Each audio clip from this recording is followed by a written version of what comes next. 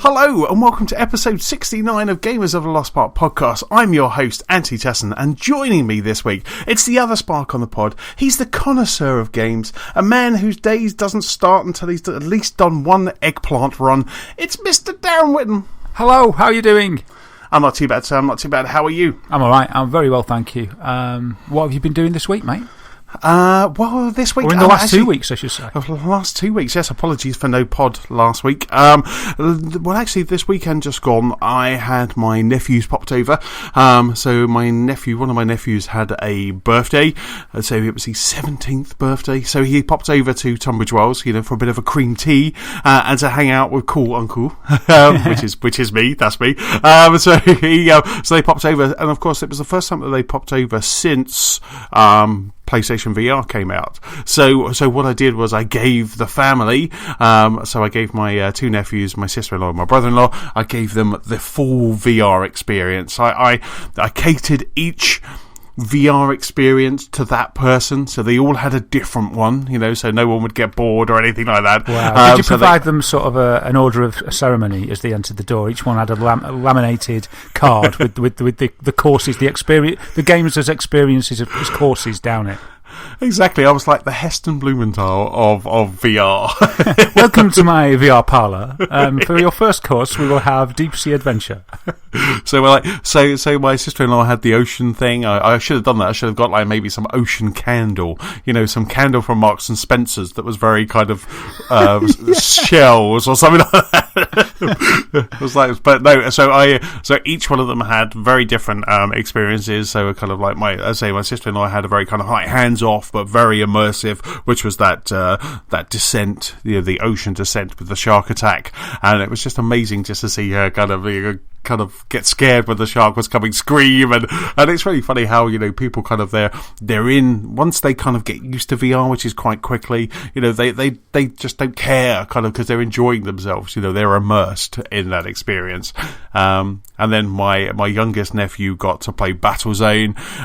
He got to play Battlezone, and I also got here to play. There's another game in VR Worlds where you have to kind of head back a ball, not Headmasters, but kind of something similar to that, and he really enjoyed that as well. And then my older nephew, whose birthday it was, I got him to play Call of Duty, the Call of Duty space experience, cool. And he also played something else as well. I gave him two experience. Oh, that was it, Drive Club. So I gave him Drive Club, and then my brother-in-law got to play Batman. And they were all just really blown away by it. They were all kind of really kind of, this is incredible, this is amazing, and it kind of spurred that discussion of kind of how amazing technology is now. Yeah, that's really cool. You mentioned that their inhibitions sort of went away once they were enjoying it. And it made me think, just as you said it, I wonder if it's got anything to do with the fact that your eyes are covered, that you're wearing the headset. Because, sort of wearing a mask, people can be, if you wear a mask, people are sort of said to be less inhibited if they wear a mask, because they're sort of hidden a bit. And also because they can't see everybody else in the room, and they're not as self-conscious thinking, they're all laughing at me, because all they can see is what they're in, is the VR experience. So that might contribute to it. I mean, I know people lost their inhibitions with the Wii, waggling the old Wiimote around, but I think there's something there, about the, because I'm exactly the same. Everybody you give it to, they're just there, and I think the fact that they're taken away from everybody around them helps a lot, doesn't it, to make them lose themselves in that experience. It really does. You're spot on, because it was just really quite evident quite quickly kind of how they were just and again, it's not only because they can't see people taking pictures of them with their phones, it's because they're also enjoying themselves, because each it's just so much fun when you're in there. It's something completely different, it's something completely new, so it's absolutely fantastic. It was amazing. So a good time was had by all. Yeah, and it's so good to watch people in VR. It really is. I mean, I've had kind of Nicola, kind of tried out Nicola and stuff, but you're right. You said that before, and I was just like, wait and see. But it really was. You just wanted to. You didn't care. Kind of. I didn't get my hands on VR all day, but I didn't care, because I just wanted to see those guys and see them enjoy it, and it was such a good laugh. It was really funny. Yeah, that's brilliant. Yeah, you do become sort of the host of ceremonies, don't you? Because you're the one, just technical support all night, really, for it, like making sure their headset's on right, making sure that if they get stuck, getting them through that scene, a bit of explanation, a gentle tap on the shoulder, like game, maybe. absolutely. It was really cool as well to see that my youngest nephew, who is, who kind of, because we range from my youngest nephew to my brother-in-law, kind of the sizes are different all the way up through the family, the height, and I didn't have to adjust the PlayStation camera once. It was really interesting there how I had 4 different people ranging from probably 4 foot all the way over to 6 foot plus, and I didn't have to change. It was just put the headset on and off they went. There was no, let me just reconfigure it for you. Stand here, hold. It was just perfect, and it just worked so well. And I think my favourite thing about kind of getting people to try VR is the first time you just tell them to turn around. When you say to them, kind of turn around, and they, oh my god, it's kind of because they realise that they are kind of 360. And my brother-in-law was fantastic when he was playing Batman and he was on the rooftop of GCPD, and I was just like, turn around, and he was just like, this is incredible, and he was just really loved it, really enjoyed it. Yeah, everybody was so used to like a 180 experience, aren't we? Just looking forward. Yes. And yeah, I've had people like that as well. I put them on like a sitting down experience where you sort of get moved through like an on rails thing. And a lot of people, they're just looking forward, and they're like, yeah, and they're sort of like, meh, that's all right. And you say, yeah, but look around, and then they sort of break that taboo and crane their neck round, and it's like, wow, and it's just so nice to see. Yes, absolutely. It was fantastic. It was really cool. So the kind of highlight of my week. I also got PlayStation Pro, PlayStation 4 Pro. Got PlayStation 4 Pro on Thursday, but I'll probably talk about that a little bit more in kind of what we've been playing. But so what have you been up to the last week or so? What have I been doing? I got a few things to talk about. What shall I talk about first? Oh, this is quite funny. So my mum and dad's laptop went kaput. So right. I'm the before I gave up to look after Sam, I was an IT guy. So it's like my job to do any IT jobs that come up. So I had a look at it. It needed a rebuild.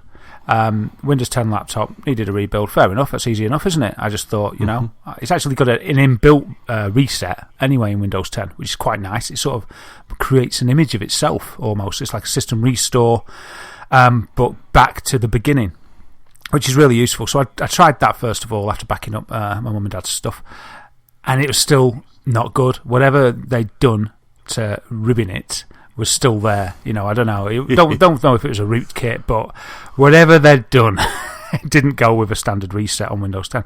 And I was like, oh man, I'm going to have to just rebuild this. So never mind. Did the installed Windows 10, fantastic. And then I got to the point where it asked for the serial key. And I was like, that's fine. They bought the laptop. I'll just grab the serial from the, from the sticker on the laptop. On theirs, it was on the bottom of the laptop. So I turned it round to get the code, the activation key for Windows 10, and I hit a bit of a stumbling block. It had worn away. Oh no! It had worn away. It was all smeared and black with, I don't know, finger marks and stuff. You could not read it. You could get like the last 4 digits. And I think there's like 5 sets of 4 digits. And I was like, oh my goodness me, what am I going to do with this? Because it's my responsibility now. I've wiped the laptop, and it's just really bad because I'm going to have to tell them. I didn't want to have to tell them to buy a new Windows activation key. Because they shouldn't have had to anyway, because they paid for it within their OEM of the laptop that they got. And I was like, oh, this is just a nightmare. And I think it was like a Friday night, and I thought it was like always when you think something's going to be a quick job. It's ran into a few roadblocks. So anyway, I was trying to see it. And in the end, I had to go sort of all Columbo, all forensic detective on the laptop. And I was looking, I was squinting, I was shining the light, and I noticed that on these activation keys, there's a slight indent where it must have printed out maybe with a stamp or something like that. Because in a certain light, you could just slightly see the depression. And I was like, wow. So I was holding it with lights shining on it just to get that sort of sweet spot where I could see it. That didn't really work.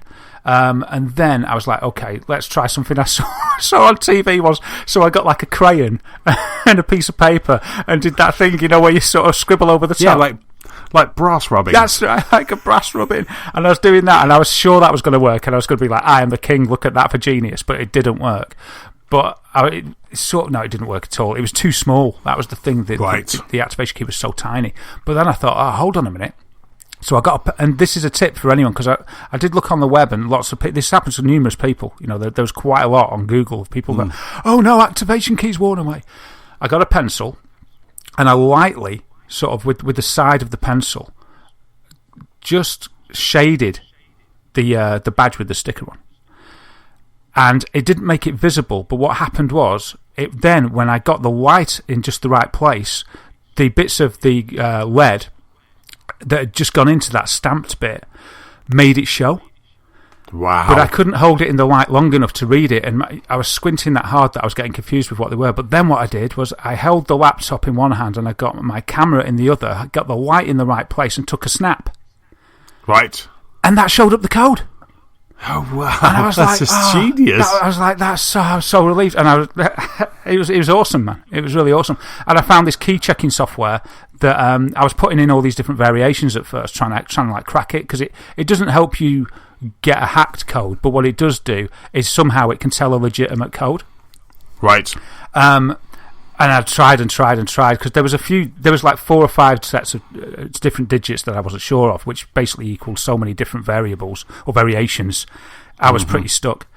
But when I got it right, it said bang, and it came up with the model and the make and everything, and I was like, oh wow, it really worked. So anyway, I got it and I rebuilt the laptop, and I was so happy.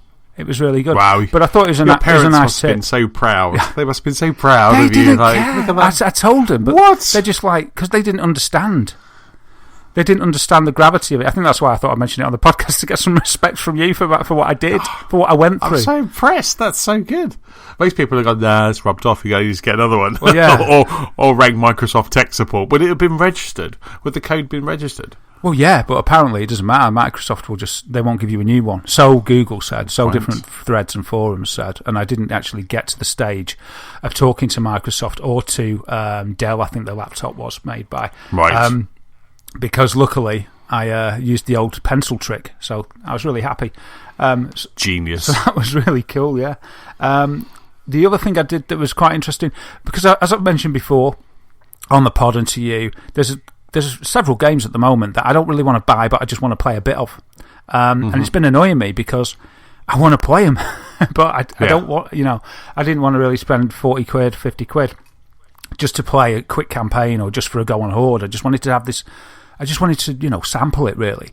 And I came across Boomerang Game Rentals, which is something I think I might have heard of years ago, but then just forgotten about. And all of a sudden, I might have seen an advert or something when I was browsing around, and I thought, you know what, that would really suit me at the moment, because they basically, what Boomerang is basically, it's like Love Film used to be with discs, or Love Film still is with discs. I think they're owned by Amazon now. So you give them some money per month, and you pick the games you want in a list, and then they send you a game, and then when you finish with it, you send it back. And that goes on and on. And they've got different tiers of subscription.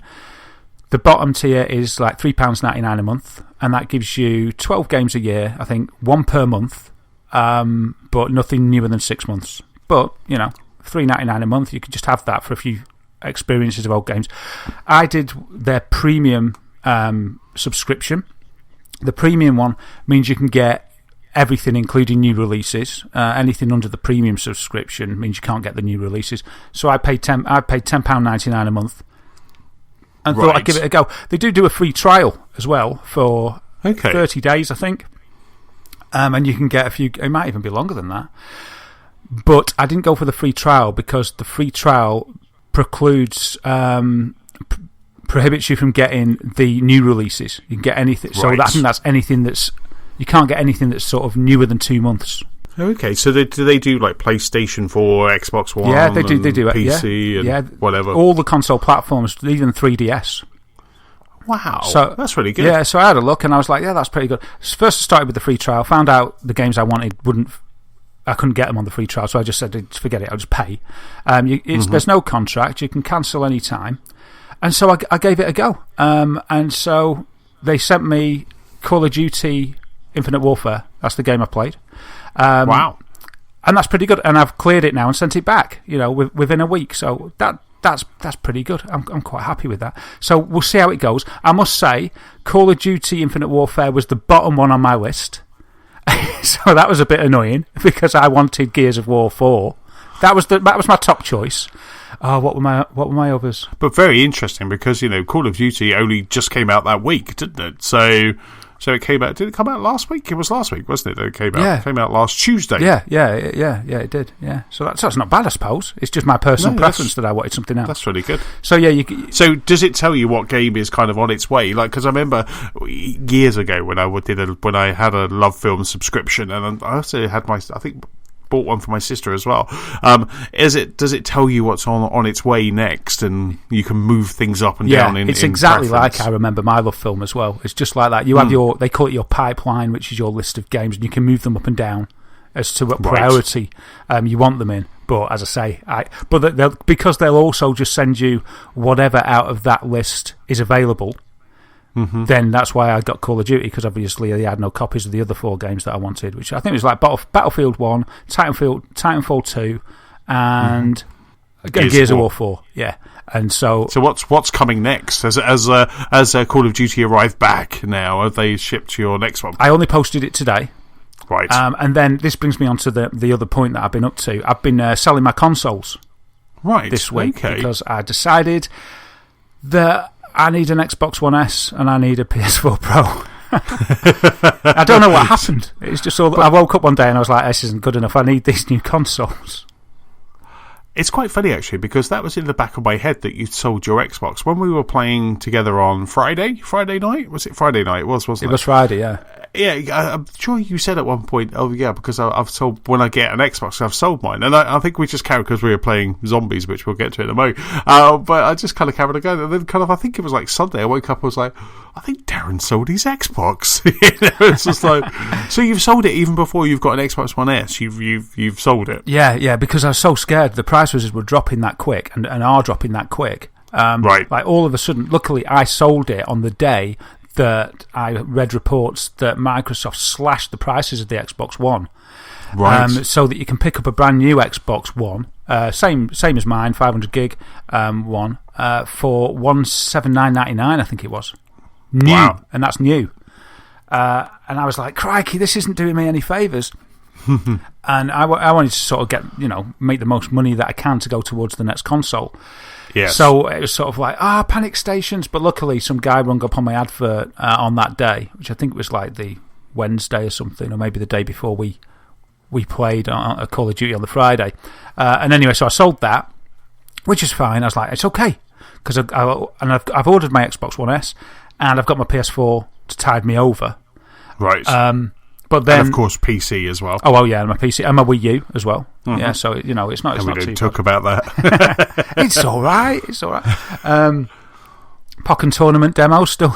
Oh yeah, of course. Yeah, you're into that. I mean, I must admit. Go on, carry on. No, go on, carry on. Oh no, go on, mate. Go on. No, I was going to say when the PlayStation 4 Pro arrived and I was kind of rejigging my AV cabinet, I unplugged my Wii U, and so it's now sitting behind a TV, which is where it all was before, but it's now completely unplugged. You cast it aside. It's just there. Oh, no. So go on, carry on. So you've ordered your Xbox One S. Yeah, so the One S is ordered. Just waiting for that to come in. There's a stock shortage at the place I've ordered it from, which is bad luck, but that doesn't matter. It should be here at the weekend or something like that. So I'm waiting an S, and I'm very excited about that. And in the wake of the S, it's sort of only natural that I decided that I needed a PS4 Pro as well. Right. Because, I'm a bit sick of not...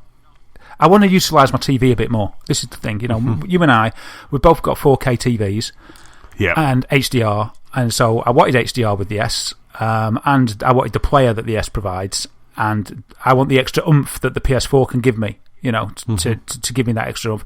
So I wanted one of those as well. But to get one, I've spent a lot of money on tech this year, so it's kind of like, right, well, so I'll put my PlayStation up for sale and see what bites, sort of thing. And anyway, that's been sold today. So I'm going to have to put my Boomerang thing on hold because I've got no consoles to play at the moment. Yeah. But I suppose I could get something on Wii U in the interim, I suppose. But what I think I'll do, the Xbox is on its way, so I'm going to just... Well, I've done it actually. I've switched all the games that were on for PS4, Titanfall 2, Battlefield, etc. I've switched them over to Xbox, and hopefully they'll both coincide and arrive together. And that'll be really great. So yeah, that's the other thing, is that I haven't got them yet, but I'm going to be upgrading. But the PS4 Pro is going to be my Christmas present. Right. As you know, there's nothing more exciting for me than a console Christmas. Mm-hmm. So for me, I think, well, Claire hasn't really given me a choice, but I like it, and I'm happy with it, obviously. Yes. I haven't got a choice, but I'm happy with it. PS4 Pro and Last Guardian. Oh, wow. On Christmas morning. So, I'm excited about that. So until then, from now till then, I'm PS4 less. Wow. But absence makes the heart grow fonder, as they say. Indeed. But, I guess if there are any games that come out on PlayStation Network, you can still bag them by using the web portal, so you won't miss out there, will you? Oh, no, not at all. I'll still be doing that, definitely. Yeah, that's the point, isn't it? There's only December that I need to worry about, isn't there? Yeah, it's only December. Yes. Do you know if The Last Guardian, does that have any PlayStation 4 Pro bump at all? I know the kind of upcoming games. I know Dishonored, I know Final Fantasy 15. I know those are getting them, but I'm not sure if Last Guardian, because it'd be nice if you kind of the game you were going to play also kind of gets like a bit of a graphical bump as well. It is, yeah, and that was the reason. It was kind of a bit of a catalyst because I didn't know what I wanted for Christmas. I wanted a game, and there was nothing that really shone for me. There's a few. I was thinking about Dragon Quest Builders, for instance. I thought that'd be a great game, or even World of Final Fantasy. I thought that'd be a nice little game. But then I thought, you know what? I'm going to get behind the game that I've been waiting for so long. I'm going to rekindle a bit of the spark and excitement for it. I read a little preview on Eurogamer that said, actually, this is looking better than I expected, and I just thought I'd stop reading there and be happy. And I thought, it's going to get some kind of PS4 Pro oomph, but I don't know. I don't know exactly what it is. I don't think better frame rate or improved textures or something like that. Yeah, it's going to support HDR. Right. Oh wow. But then that would be PS4 as well as PS4 Pro. Mm-hmm. But yeah, there's going to be some Pro stuff, but it hasn't been made official or released yet. What exactly it is. So I'll just be happy, whatever. And then the rest of the day, I suppose I'll just start comparing different games and things like that. Yes, yeah. I mean, I did that. I mean, on Thursday, kind of PS4 Pro arrived. My mate Stuart popped over because he's going to help me kind of mount the other TV upstairs on a wall. So he popped over and I kind of had the Pro was out, but Stuart kind of also got a Pro, and he was like, "Don't show it to me. I don't want to see it," because I think he wanted to wait till he got home. Yeah. So I then kind of was pulling all wires out because obviously you need with PlayStation VR. It's a very kind of niche problem that I have, but with PlayStation VR, if you have the PlayStation VR plugged in, 1080p is as high as you go. It doesn't give you HDR. It doesn't give you that kind of extra graphical bump. So I had to try and sort that out. So I've got two HDMI. So I basically now on my Harmony remote, I have PlayStation PS4 Pro, and then I have a PSVR button as well. So they switch between the different HDMI ports. Yeah. So I'm kind of like switching between the two of those. But I have to say I am a little bit worried because and I think I might have to go for that Switch that we were talking about a couple of weeks ago, because the PlayStation 4 Pro is a little bit wider than the PlayStation 4, and the area that I have in my AV cabinet is a little bit snug. It sits next to the amp, so it's kind of, so in order to get the HDMI cable, I actually have to pick up the Pro and tilt it in an angle so I can get to the back and change the HDMI. It's not pretty, and it worries me every time I do this that I'm doing damage to a very gorgeous piece of kit. so I think I might have to have a chat with Stuart to see if I can get a proper Switch for it, because I think I'm going to need to do that, because I'm worried that I'm looking at my AV cabinet and I'm trying to figure if maybe I can move some stuff around to give me some more so I can get behind the PlayStation 4 Pro. If not, then it's going to have to be expensive Switch time. But again, it's a very kind of niche issue to have. Yeah. But everybody's got the issue though if they've got an HDR TV and they've got a PSVR of that massive pain problem. It's a really bad problem. absolutely. But the thing that that I noticed this week was I downloaded Robinson. So Robinson the VR game, Robinson the Journey. So I downloaded Robinson, and on Sunday morning I kind of woke up and I was playing some games, which I'll get to in a mo. And I was like, oh, I fancy playing a bit of Robinson, because I only had a quick go of it, and I was quite enjoying it. I was quite liking it. I was like, oh, I fancy playing Robinson. And then I remembered that I've got to get the PlayStation 4 Pro out. I've got to change the HDMI. And I was like, oh, no, I'll just sit here and I'll continue playing games. Yeah. So it's already done that blocker, because for me, I can't do that. I can't mess around with things before. I just want to be able to play them, because that whole kind of messing around will put me off. Yeah, so that's why you do the work in the first place, isn't it?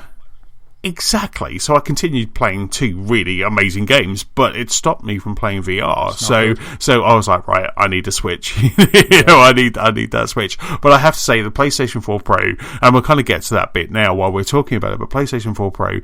just before you go in deep into the PS4 Pro, about your snug area, sorry to interrupt, how is it for ventilation for your Pro? Is that okay? Oh yeah, absolutely, because the height of the shelves is quite tall, so I've given them all space, and when I'm playing stuff I always have one door ajar, because it's a closed cabinet, so I always have one door ajar. There's a nice big hole that you can't see that also lets it out. Okay. So it is just snug that I can't get my hand down the back. That's kind of all, because that's the only way. Because what I need to do is, what I used to be able to do is move the console forward slightly, and then I'll be able to get it out, get the wires out. But I just can't do that with the PlayStation 4 Pro because of the space it's taking up. So there's enough ventilation upwards, and the air is kind of moving around, and nothing gets hot. I never have a fan whirring or anything like that. Cool. It's only happened once on me when I shut both of the doors, and then I was playing like on PlayStation 4, and then I had my headphones on. I had sound cancelling headphones on, and Nicola came down. She was like, what the hell is that noise? And I took the headphones off, and it sounded like an aeroplane was landing in the movie room. So I was like, oh, that would be me, and I kind of opened up, and I think after that, when she kind of notified me of the sound, a little message popped up on the screen to say that the PlayStation was hot and it was going to shut down now. So, like I say, that's only happened once because I foolishly shut wooden doors on it. But yeah, so it's ventilated well. It's just I can't get there to make that change in HDMI. So again, I kind of, as gorgeous and as wonderful as it is, I kind of curse Sony that's happened. It's like, it's really annoying that happens when you kind of going through that pass-through box. It's quite a cost to fix that in an elegant manner. Like you said, that splitter box was it £200?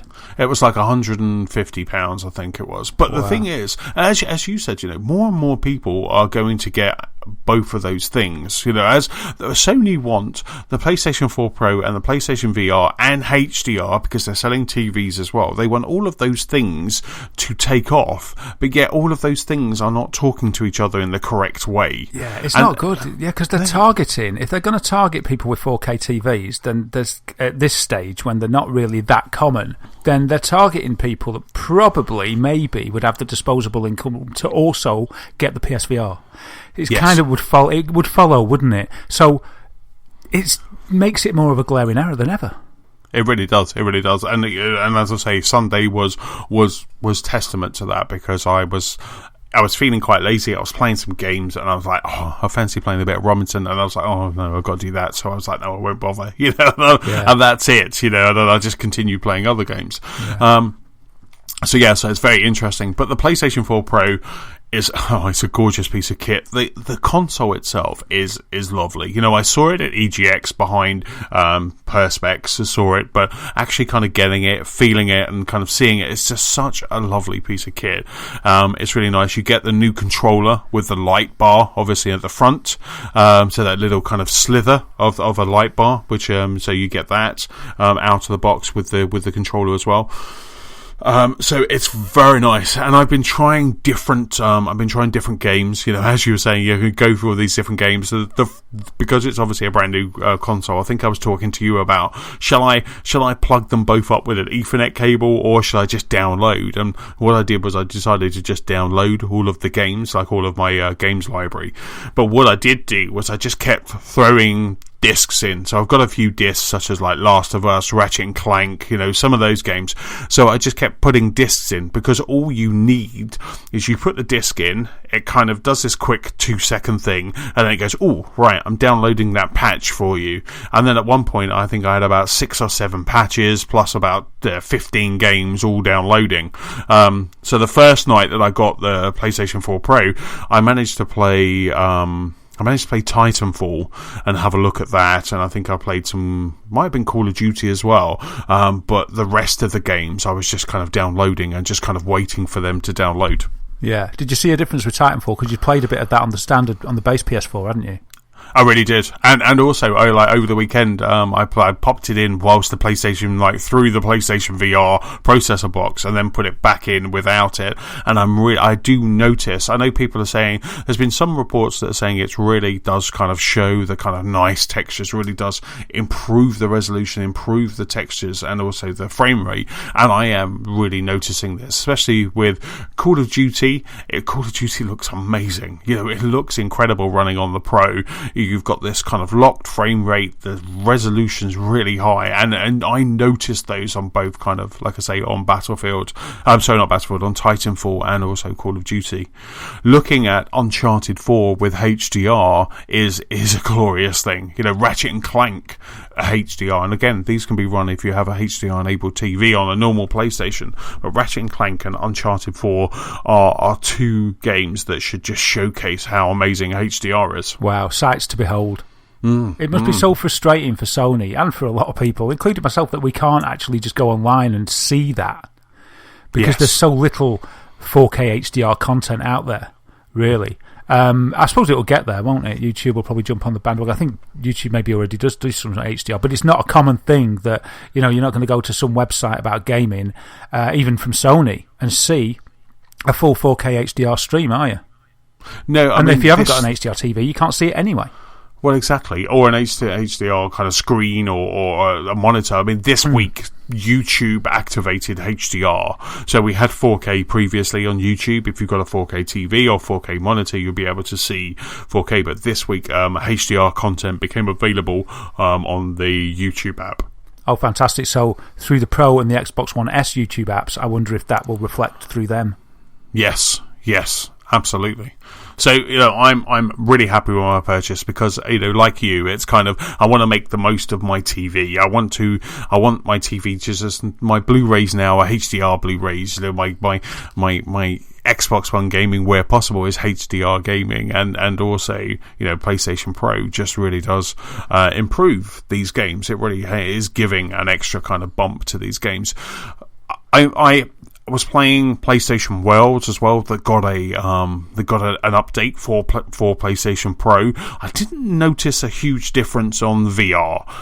So PlayStation Worlds, it looks great already, and I didn't notice. I had a quick go of the deep, thinking, "Oh, here we go. This is going to blow me away." But it was kind of like, this is how I remember it when I played it. So I haven't seen a bump on PlayStation Worlds, or also there was another game, I think Robinson the Journey. Obviously I wouldn't notice because the first time I played it, but they look great. But I haven't noticed any kind of change in the PlayStation Worlds disc.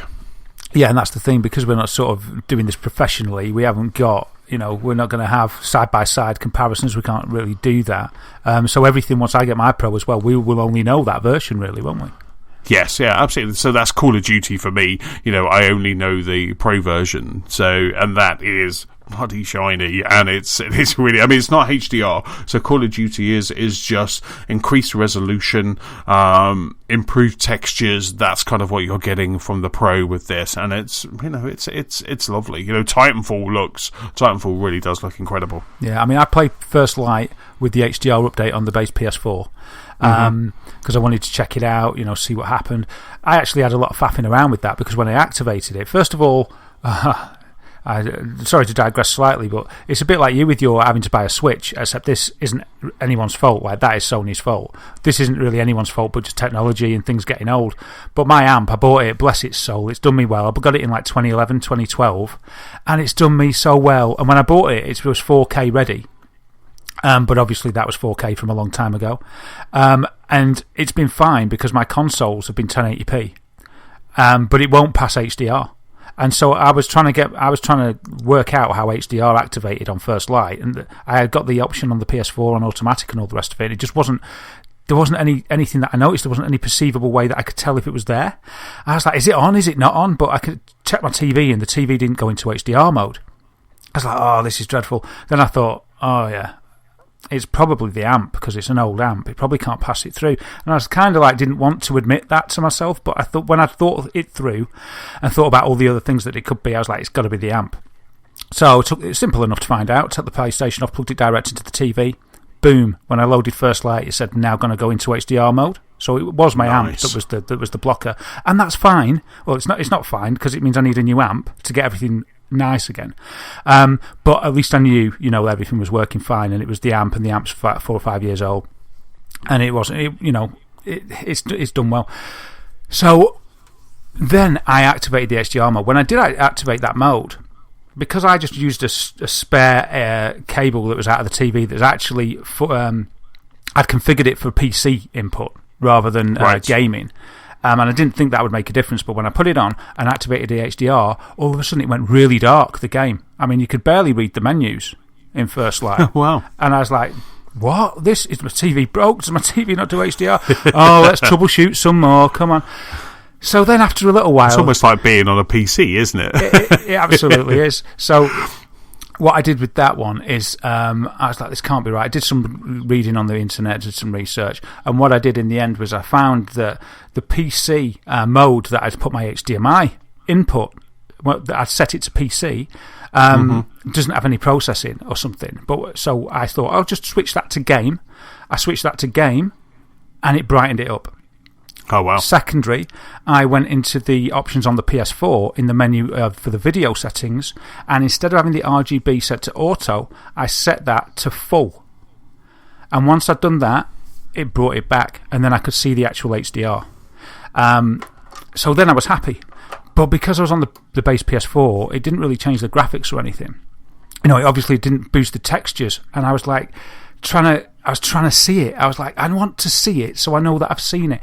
So once you're in HDR, actually in the menu, it had an option at the bottom of the video settings that said you could toggle the HDR on and off once you're in the game, which I thought was awesome. So I looked around, found a nice pink bright light, as you can imagine from First Light, infamous First Light, and I put it on non-HDR, and I could actually see quite thick gradients of shading around this fluorescent pink white. It's white in the middle going out to pink, and I could visibly see where the shading changed shades. Yeah, so you'd get like you'd get a centimetre, and then there'd be quite an abrupt lowering of shade, which I've always just taken as normal. Yes. Then I activated the HDR. And the thing was, it took to go in the menu and activate HDR and come back. It actually took a few seconds, and I wanted it to be instant, so I could, sort of keep the light on the screen. So I had to do this several times just to make sure that I was doing it right. But then when I activated that properly, I could then see that it was really smooth grading of the colours of the light as it blended into the dark, and it was brighter, and there was more detail, as HDR should be. And I was like, hallelujah, I've done it. Yes. But that was just a test, so I've sort of done a little bit of work ready, I suppose, for the PS4 Pro. But just some information for listeners, really. I mean, me and you have both done this already. If you want your HDR and it's not working, things to check, I would say, activate... All TVs, as far as I'm aware, at this point, have got an HDR mode that you need to turn on that is not really mentioned in the instructions. On yours, I think it was called HDR mode, wasn't it, Antony? Yeah, I had advanced HDMI settings is where I kind of had to find mine, and I had to turn advanced on. I had to go into advanced HDMI settings and turn on UHD colour mode on. And right, okay. Each manufacturer seems to have their own little name for that. So you go into your HDMI settings and turn on the fancy setting that is UHD colour mode for me, advanced HDMI mode for Antony, and whatever it is for your TV. Secondly, if it doesn't look right, go into PS4 video settings and change your RGB output to full instead of automatic. And thirdly, make sure that your HDMI input isn't set to something weird like PC, and change it to game. And hopefully that should help somebody. And fourth as well, make sure that you have a HDMI cable that is a HDMI 2.2 enabled. HDCP 2.2, yeah. Yeah, because luckily the PlayStation Pro, the cable in the box actually does do that, so you don't need to worry about that. At least they didn't screw that up. Yeah, exactly. But yeah, the point I was trying to make at the start of that was just basically you're going to get your Switch, and I kind of, with the Pro and with the S, I'll need a new amp now.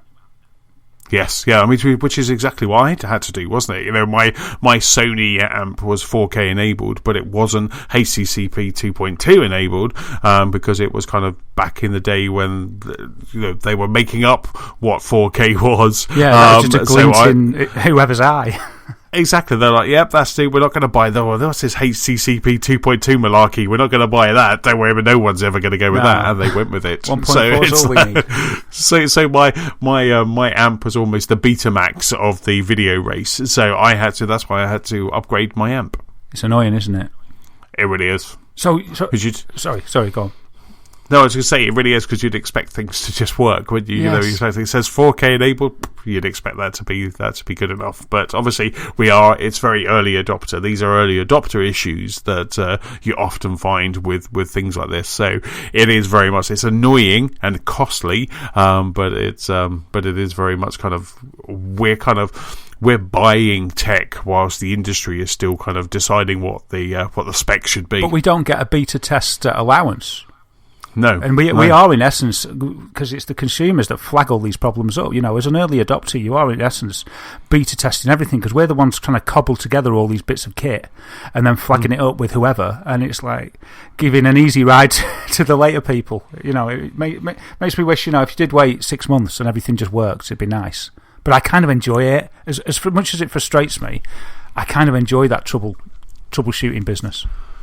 Yeah, absolutely. You know, like I say, Thursday, I was really looking forward to kind of getting the amp out. Unfortunately, my extension cable for my PlayStation camera didn't turn up, and it's now been put back until December. So I'm going to wait until December before I kind of decommission the Kinect and put the PlayStation camera in its place. So I'm going to wait until maybe I might even do it over Christmas, because at the moment I'm happy just getting the camera out and placing it on the mantelpiece. Wow.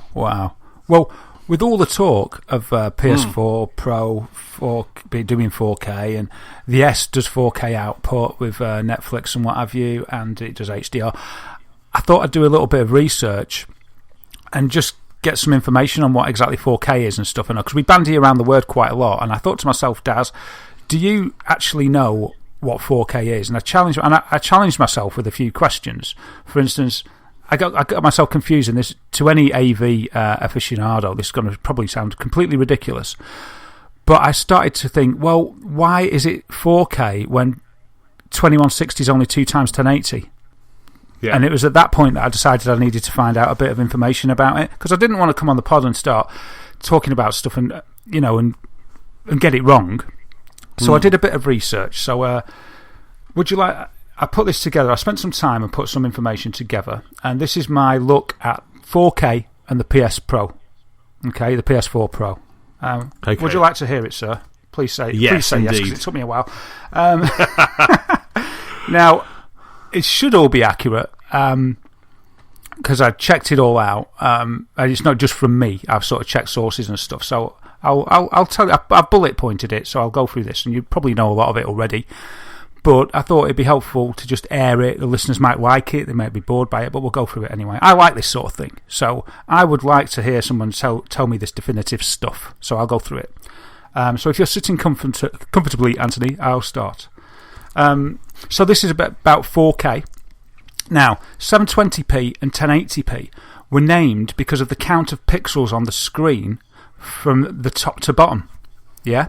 So it was like pixels from the top to bottom. The number of the height of pixels was 720 up the screen. Or you could say it was the number of horizontal lines that formed the screen. Okay? So 720p had 720 lines of pixels, or 720 pixels from top to bottom. Okay? And that was where 720p and 1080p, that's where the naming convention came from.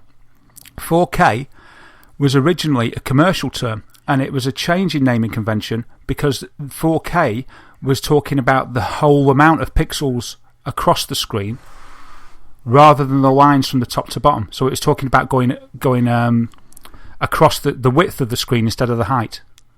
Right. So for 720p and 1080p, hold on a minute, I'm getting myself mixed up. 720p and 1080p, they were the height of the screen. Sorry, 4K was talking about the amount of pixels across the screen rather than top to bottom. So 4K term originally came from the movie industry format, which was a resolution of 4096 by 2160. And that was first introduced for digital cinema, and it was called Cinema 4K. And that was the de facto 4K, right? That's the real 4K, all right? 4096 by 2160. But the consumer screens, you might be thinking, well, that's weird. My screen, that's not the standard 4K. I mean, my screen and probably your screen will support that. But the 4K that we know of as a consumer level is a little bit less than that. It's 3840 by 2160.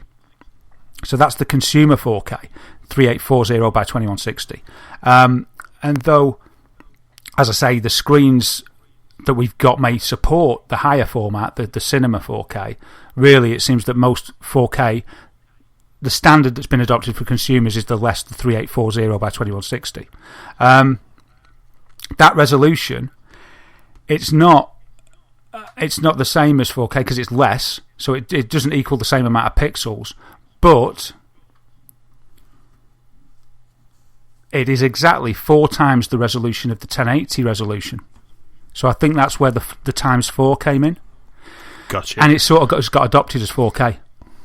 And of course, more pixels that you have, like within those calculations, the pixels are the most important thing, because the more pixels you have, the more detail you get, and the more immersion you get from that image. Because the more pixels, the sharper the image. Yeah, the more pixels you can get in the screen, the more picture quality you're going to get.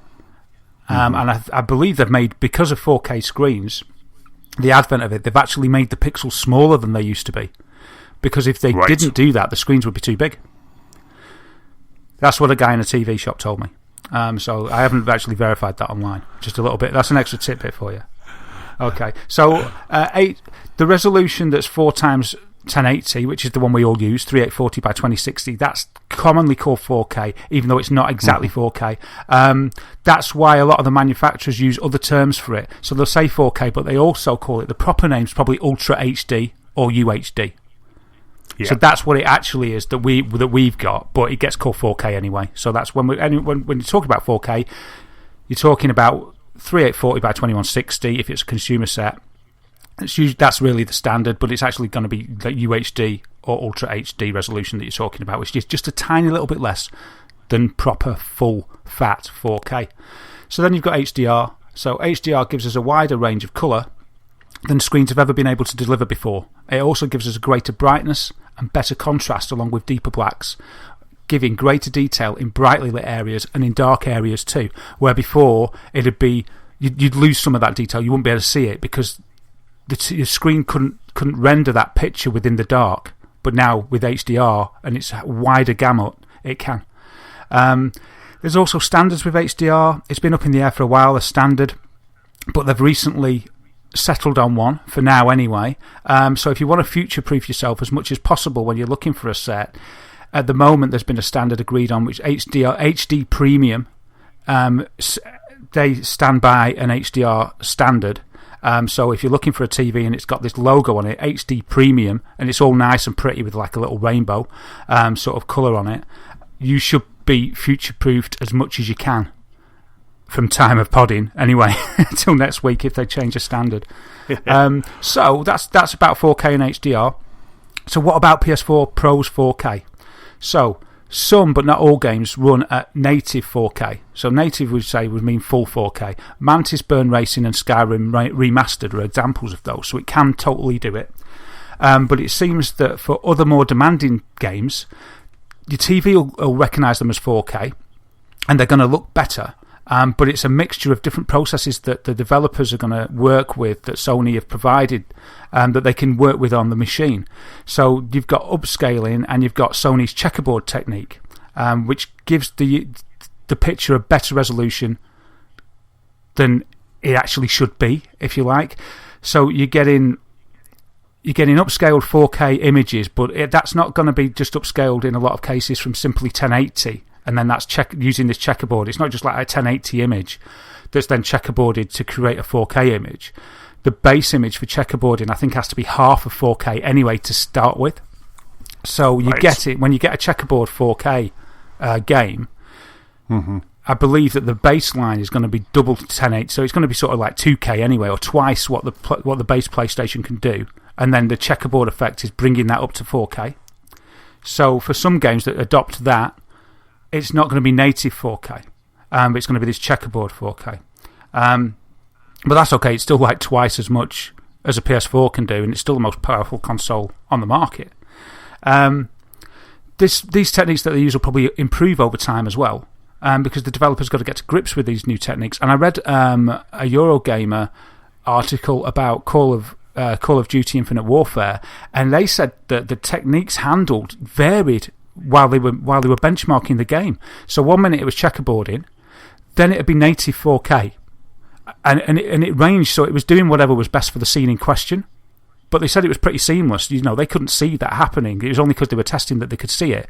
But it's quite impressive that different techniques are being used on the fly dynamically as you're playing the game I'm presuming to give the user the best experience. So you're going to get some parts that are full 4K, some parts that aren't quite 4K, but you probably won't notice. But all that's going on in the background. I thought that's pretty cool. Mm-hmm.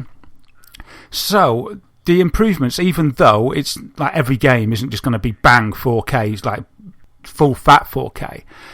According to Digital Foundry, who I think we can all trust, they say that the effects and the improvements can be stunning.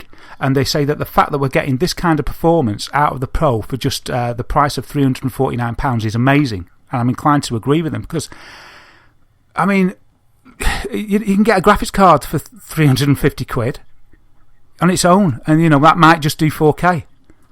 And they're saying, and they also said that you'd really have to look to see the difference between checkerboard 4K and regular 4K. So you're getting a PS4 Pro for the price roundabout of a graphics card that could do 4K. Yeah, I think they're basically saying, unless you're a real enthusiast, like a real aficionado of AV, you would be pushed to see the difference anyway. So it sounds amazing what they've done with the PS4. And the conclusion I came to at the end of that was that hopefully that should shine a light maybe on PC hardware and maybe see what they can do with their capabilities over there if Sony can get what they've got out of this PS4 Pro hardware. Because surely that means that these graphics cards that cost an arm and a leg could maybe with more optimization do more, or maybe it's just a completely different architecture, I don't know, but it makes you stop and think. It certainly made me stop and think, who's recently spent 600 quid on a graphics card, and then you see what the determination and whatever they've done with the PS4 Pro to give these results, that if they're almost, I don't know yet, but Digital Foundry said they're almost imperceivable to full 4K, give or take on frame rate. It's an amazing achievement. So there you go. That's my 4K corner done. I hope that was okay. Fantastic. That's really interesting. So can you buy? You're saying that you can get like a graphics card that can run 4K for the price of a PlayStation 4 Pro. Is that, or are they even more expensive than a PlayStation 4 Pro? Probably more expensive. I was just sort of saying that at the time. You may be able to get. Well, it would be able to run something at 4K. But something like Manchester Racing, yeah, or something that's kind of like a low graphic, not a kind of graphical powerhouse like Call of Duty. Yeah, it wouldn't be running something like Call of Duty or Deus Ex at 4K, and yeah, that's just a bit troubling, isn't it? Because I just think if Sony can do this with the PS4 Pro, which has got, with what that's got in it, it just makes you think, well, could the PC side of things deliver a better experience for their guys? I know there's a lot more higgledy-piggledy with the different configurations of PCs, so maybe I'm way off track here, but it just makes me think, if you can concentrate your if you can concentrate your efforts and get these kind of performance out of a console that is not really that much more, it's not as powerful as a gaming PC. Well, it depends which gaming PC you're thinking about. But it just makes me think that gaming PCs could maybe do more, more for less, because that's what we're getting out of the PS4 Pro. It sounds like you're getting a heck of a lot of value, a heck of a lot of oomph for your money. Yeah, no, absolutely. And I can attest to that. It looked something like Call of Duty, which is always a bit of a graphical powerhouse anyway, looks absolutely stunning on PS4 Pro. I mean, it's quite interesting actually, because when my mate Stuart was over, we were chatting about Call of Duty and things, and he said that he was playing it on the Xbox One, Xbox One S. So I don't think there's any HDR in it, but he was playing it on the Xbox. And he was saying that after playing things like Gears of War and playing Forza, that he was actually kind of a little bit disappointed by the graphics on Call of Duty, and then kind of like firing it up on the PlayStation 4 Pro, I was actually quite stunned by it. So I don't know if that is like the Pro in full effect. So I'll be interested. I think Stuart's going to buy Call of Duty on PlayStation 4 as well to show off the Pro. So it'll be interesting to kind of get his comparison as well between the two. I mean, I've been playing Infinite Warfare, as I mentioned, on base PS4, and I was blown away by the graphics. And I've been playing Forza. But I haven't played a Call of Duty game for ages. But I was just like, whoa, this game looks a treat. It was really real treat for the eyes. I loved it. I thought it was. Yeah. There wasn't hardly a scene went by without me admiring the graphics and just sort of sitting back, going, wow. It was amazing. I thought. So I don't know whether that's an Xbox thing. I haven't played the Xbox version, so I wouldn't know. But for me, I thought it looked great on the PS4. Vanilla. Yeah. Yeah, maybe it's kind of the whole kind of resolution war again, and maybe Xbox One is kind of lower res than the PlayStation 4. Let's not go there. But so, thank you very much for that. I mean, that was really interesting, the HDR, because it's really nice, because, like I say, there's a lot of terminology being banded around right now, so it is quite nice just to kind of actually take a step back and kind of explain what each one of those are, because if you listen to any AV podcast or you try to read an article, it just goes, it almost thinks that person, reader, listener already knows what those terms are. So it's quite nice to kind of get kind of almost a bit of a step back and get a bit of a glossary of terms. Yeah, it's a bit of a high level thing, and I hope it wasn't too boring, and I hope I didn't reel it off too quickly, and I hope it was accurate. But for me, that's the way after reading up on stuff, that's the way I sort of see it. So I hope that's okay, and I feel better for getting that off my chest, just for reading that out. We can share that, and hopefully, we sort of know, we both can know what we're talking about a bit more when we're talking about 4K and the differences and things. Yeah, absolutely. So, let's jump into what we've been playing this week. So, Daz, I mean, you've been saying about Call of Duty. What have you been playing this week? Call of Duty. I've been playing Call of Duty Infinite Warfare. As I just said, I was surprised and very impressed with the graphics and the presentation. I thought the graphics, they blew me away. It's so long since I played one of these games, this sort of Michael Bay type game, and I was quite ready for it. And the gameplay as well, that sort of pushing forward all the time, pushing forward the way that Call of Duty game makes you do it. You can't just stand in one place and wait for the enemies to stop. You have to sort of pick your moment and advance. And that was nice. That was nice because that mechanic was still there very much. And it took me back to playing Modern Warfare and even the older Call of Duties. And I thought, even though it's set in the future in space and all the rest of it, it still felt very much like a Call of Duty game to me that hasn't played one for ages. I didn't do that much messing about with different stuff. Like there's a guy that you can choose your loadout before each campaign. I just took the default each time. I might be boring. Right. It's too overwhelming for me. I don't know the difference between all these guns. I'm not a Call of Duty expert, so I just took what I was given and went into the fray, and I loved it from the first mission. It's just spectacle. Kind of meaningless. I couldn't tell you the plot, really, if you ask me now, and I only finished it last night or the night before. But I just playing it with a big smile on my face, watching stuff explode. Whoa, from set piece to set piece, from ridiculous set piece to ridiculous set piece. Just loving it. I loved the whole experience. Thought it was great. You get to fly a spaceship, which I really loved. I like a bit of dogfighting, and I found that the dogfight bits were pretty cool. I quite like the handling of the fighter craft, the Jackal, that you get to fly around in. So yeah, I liked it. I really enjoyed the campaign. Finished the campaign, which is what I wanted to do. Thanks, Boomerang. And I've sent it back now, but I enjoyed it. And also, I had a little doubt. I didn't play the multiplayer, the normal multiplayer, but me and you did have a little go on zombies, didn't we? We did indeed, yes. A Friday night on the Zombies in Spaceland. Yeah, and that was so cool. I put that on, and from the minute I started it, and it gave that sort of 80s animation, sort of, it was almost like a modern day creep show, if you like, the way that they set up the scene. And I just really liked it. You got these 4 guys that came into a cinema. They were actors auditioning for some creepy horror nutter guy. And he's like, yeah, well, basically, I'm just going to set zombies on you all.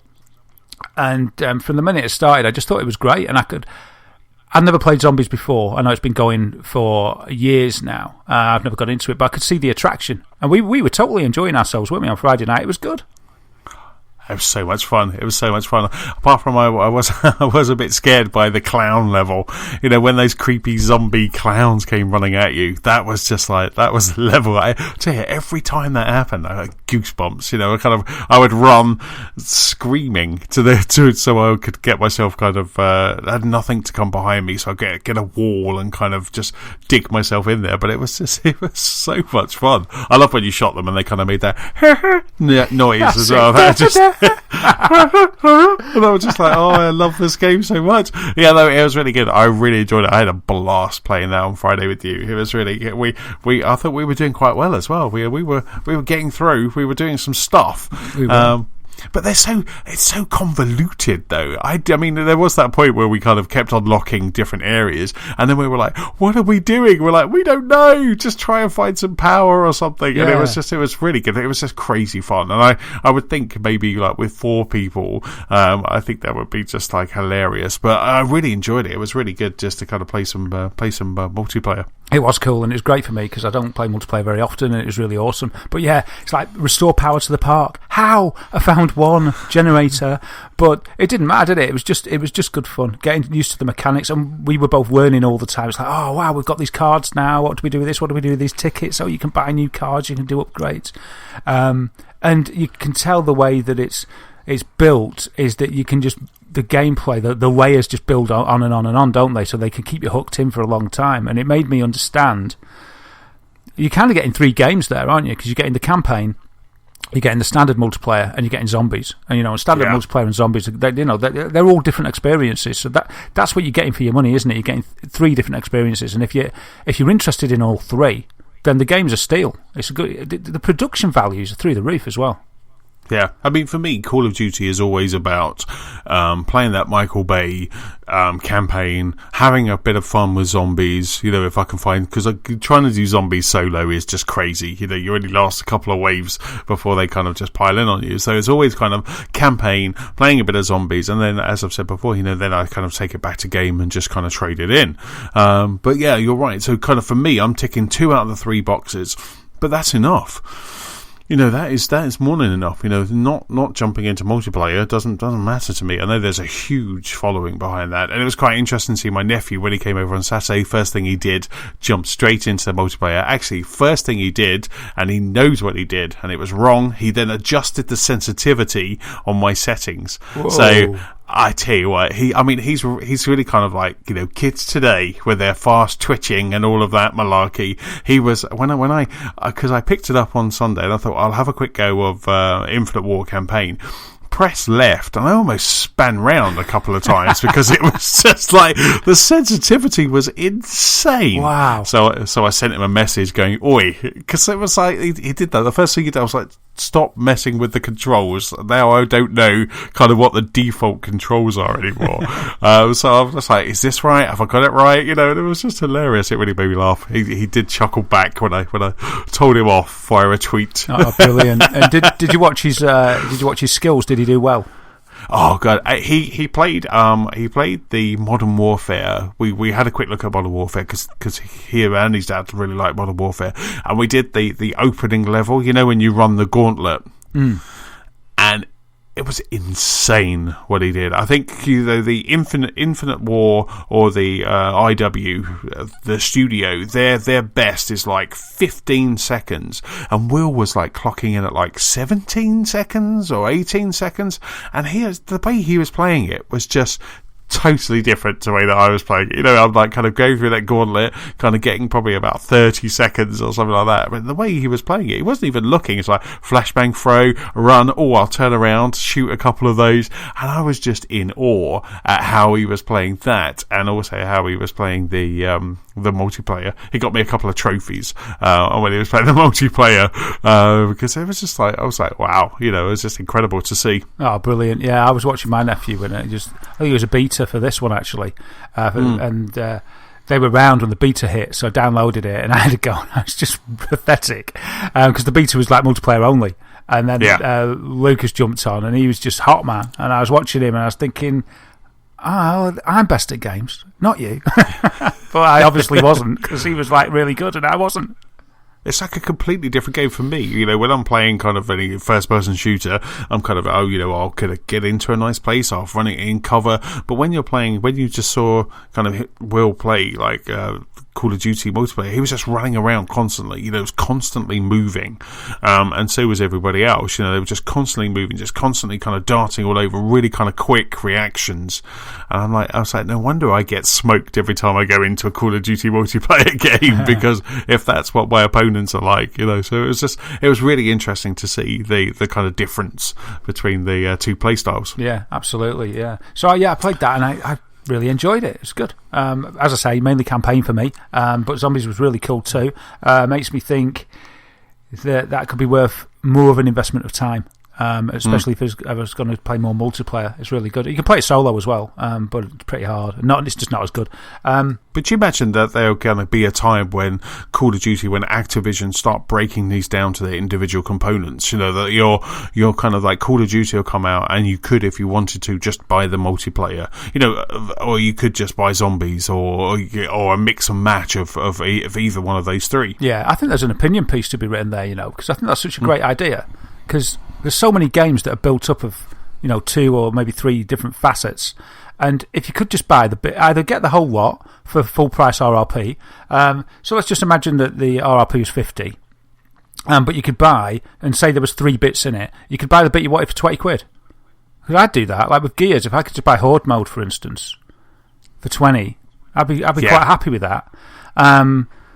Yeah, I think that'd be really good. I don't know if it will happen. Would it make business sense? Because they may have fans that love whichever facet it is that they're into, that they just buy the whole thing anyway, and breaking it up would just lose them money. I don't know.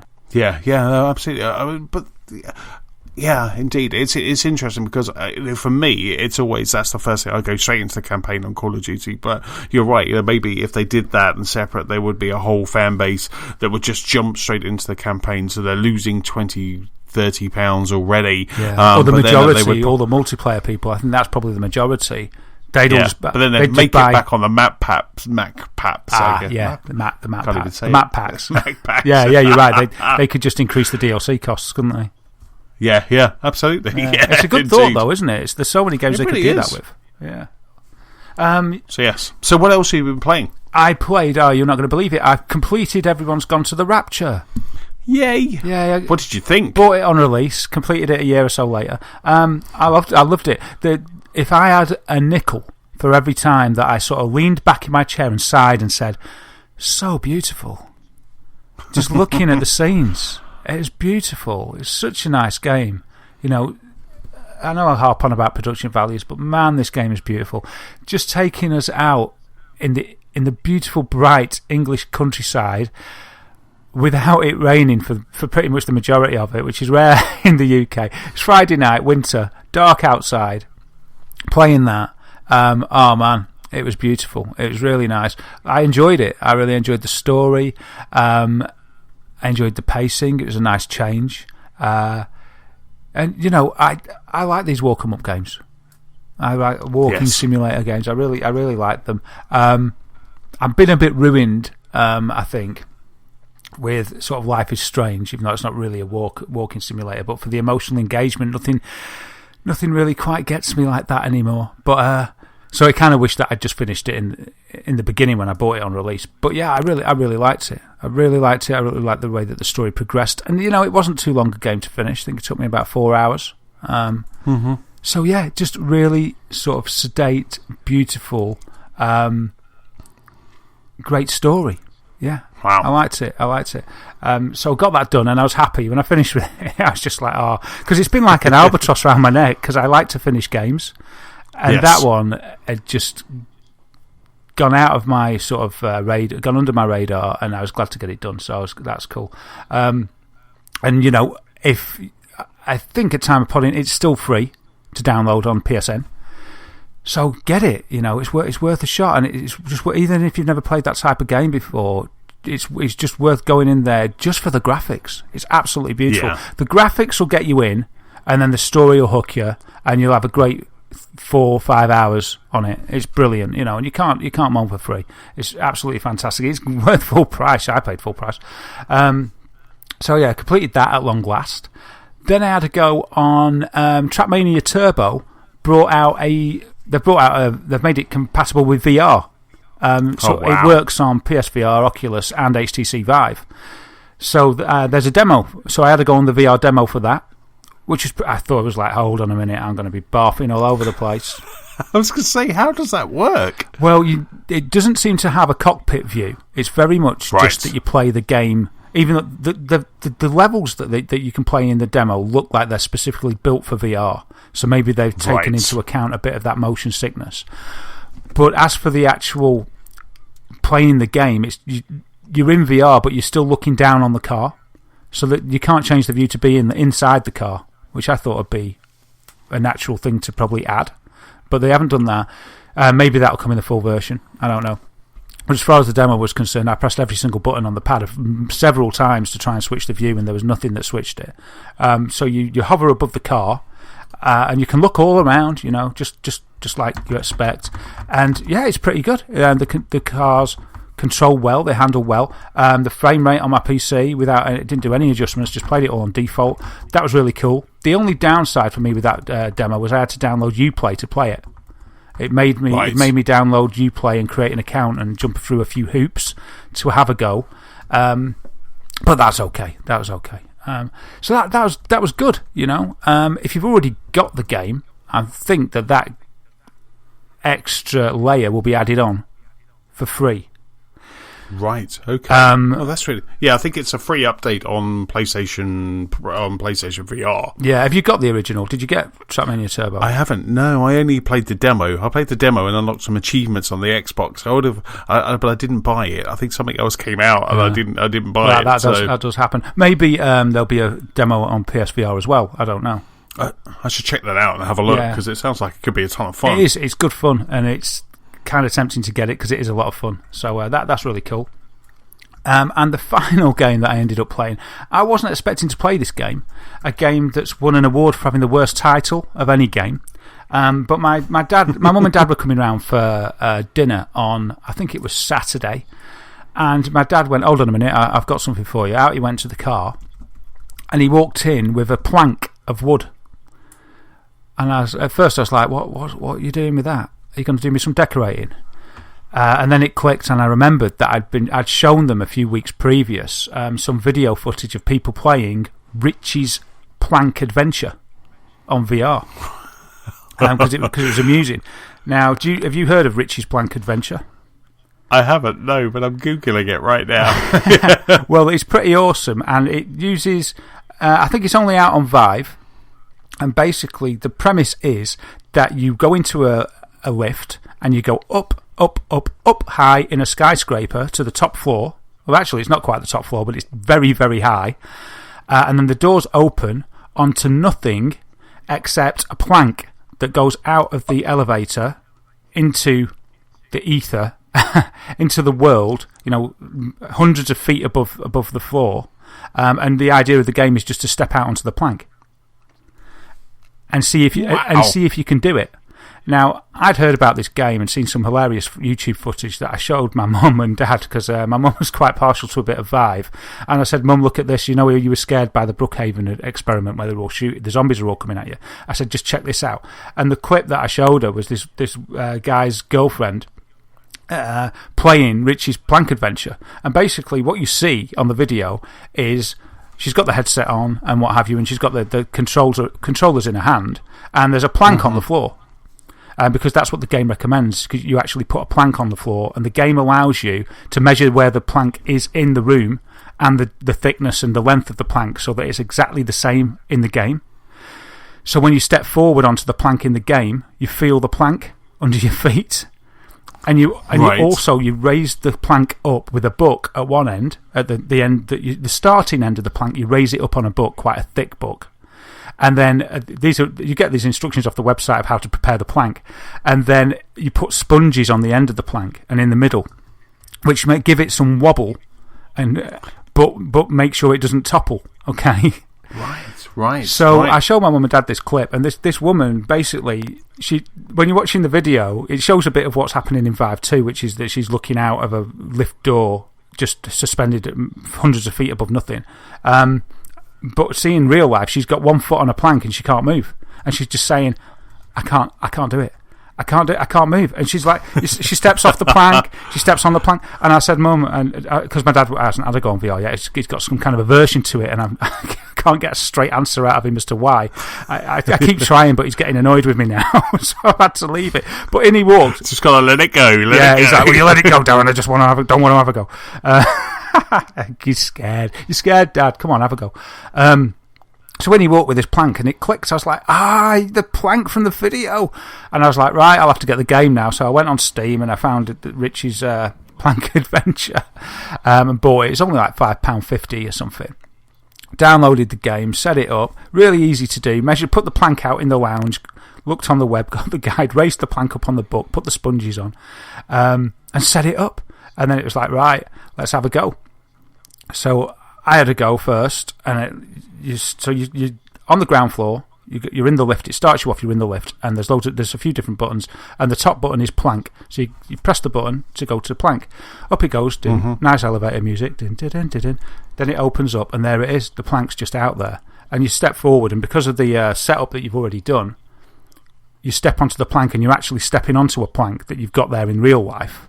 Obviously, the plank's only like 3 inches off the floor in real life, but you step onto that plank and you feel it just adds an extra layer of immersion, and you really, because you're there, and your brain just doesn't want you to walk out at all.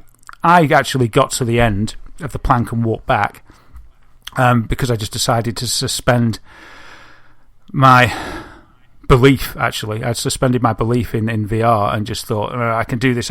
But I got to the end and a helicopter flew past, and it was when I turned round and walked back. Once I turned round, I just started to wobble and I ran back. And then I tried my mum. I think she was next, so she put it on and she got on the plank. She went up in the lift, and then the lift opened and she's like, "Oh my goodness me!" She's like, "I don't know if I can do this." And it's so funny. He just stood there in the dining room with one foot on a piece of wood, and he's like, "I can't do this." And she's like starting to shake a bit, and she's like, "Come on." And she proper had to, get her brain. She had to use mental power to step on the plank. And we were all watching on the TV what was where she was and stuff. And she got on the plank one step on her first go, and she just couldn't get any further forward. Her brain just wouldn't let her. She's like, "No, I can't do it." And she stepped off and she said, "I can't do it at the moment." So we swapped to Claire, my good lady wife, and she got a few steps in, but she was also the same. Before she put it on, she went, "I'm all right with heights." And I was like, "You are all right with heights. You'd probably be good at this," because I'm scared of heights. And she was the same. She was on the edge, just going, whoa, I can't do it. It's so funny. Me and my dad were just laughing.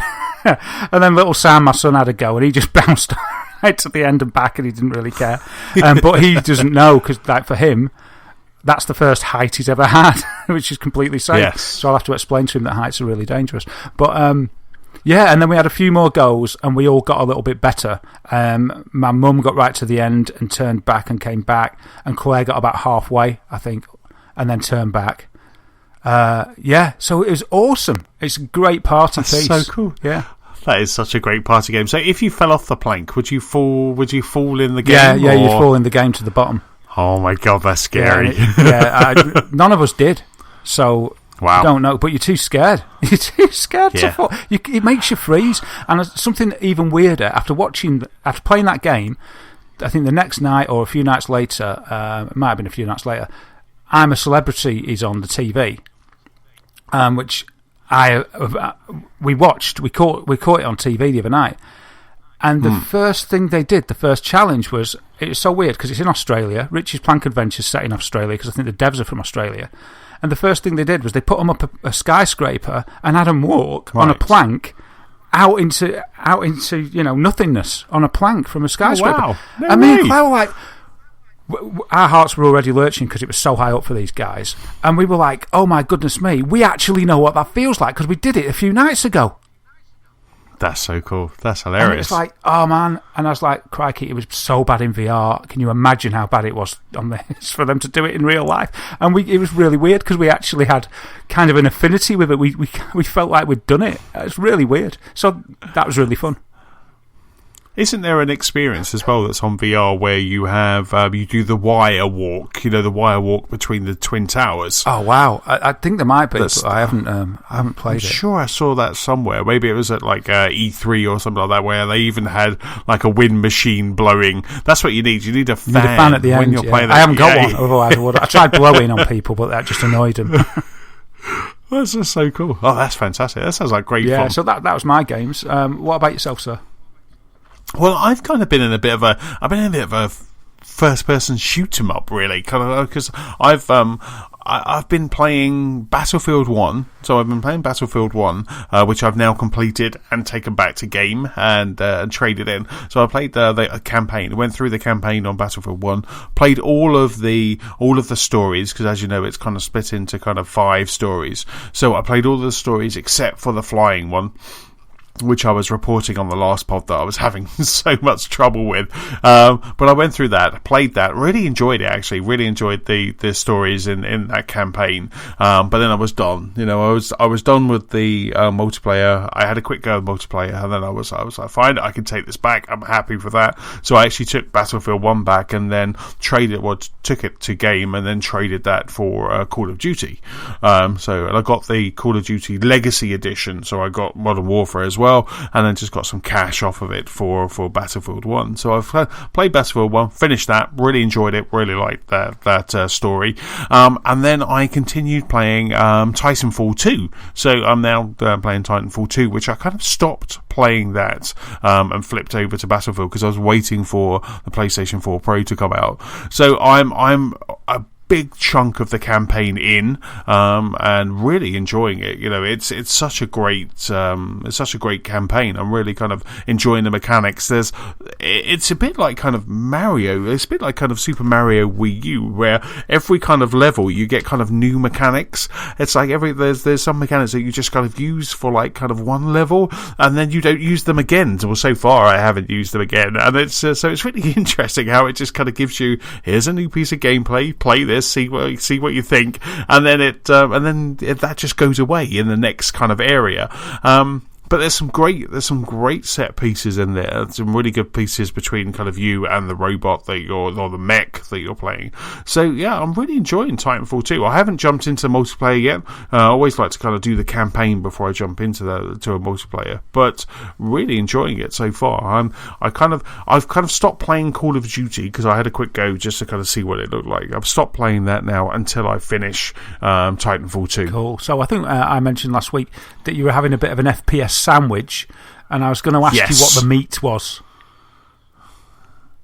Well, I kind of think Titanfall 2 is the meat, because that's the one where I want to play the multiplayer. I want to play Titanfall 2 multiplayer more than I do, more than I did Battlefield 1, or more than I do Call of Duty. Zombies is great if I can get a group of people together to play that, but I'm not interested in the Modern Warfare or the Infinite War multiplayer. But Titanfall 2 is the game that that I'm kind of is that meat really kind of in their sandwich. I mean, Titanfall 2 is the game that I have digitally bought as well, so I can't take that back. So maybe that's why that's the one I'm invested in the most because I can't take it back.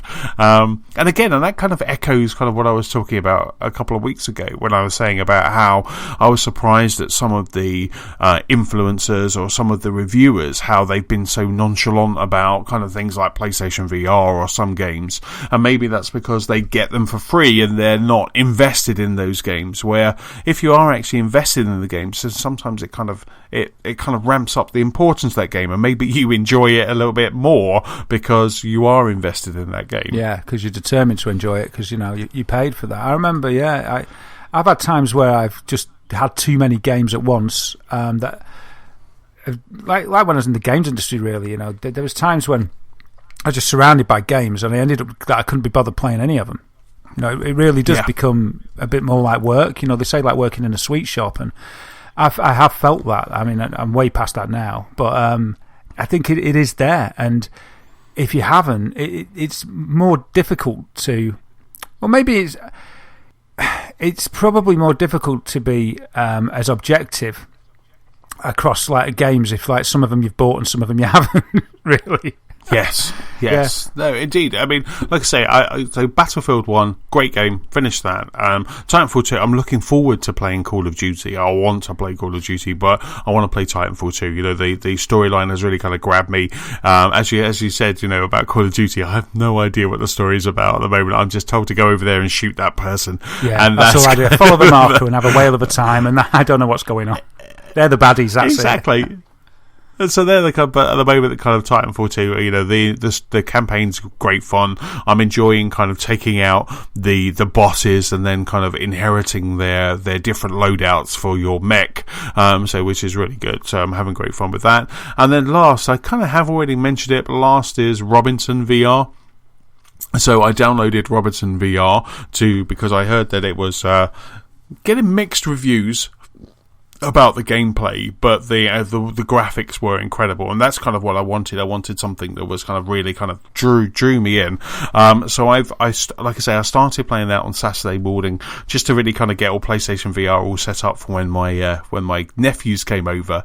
It's really interesting because with Robinson, and like I say, I haven't played it for too long, but it does look fantastic. But with Robinson, it's really interesting because you move with the controller. So you have a controller, you move with the joypad or the joystick, but your head movements is with the VR head movements. So your kind of forward, back, left, and right is with your controller, but your head, but the way you're looking is done by with the device, the head mounted device. So that takes over the right stick camera control. Yes, completely. Wow, that takes some getting used to, I find. It really does. And that's what I was just about to say. It felt weird. The first time you come out of the pod and you just start kind of looking around, you're like, oh, this is really lovely. And then it tells you to move over to something.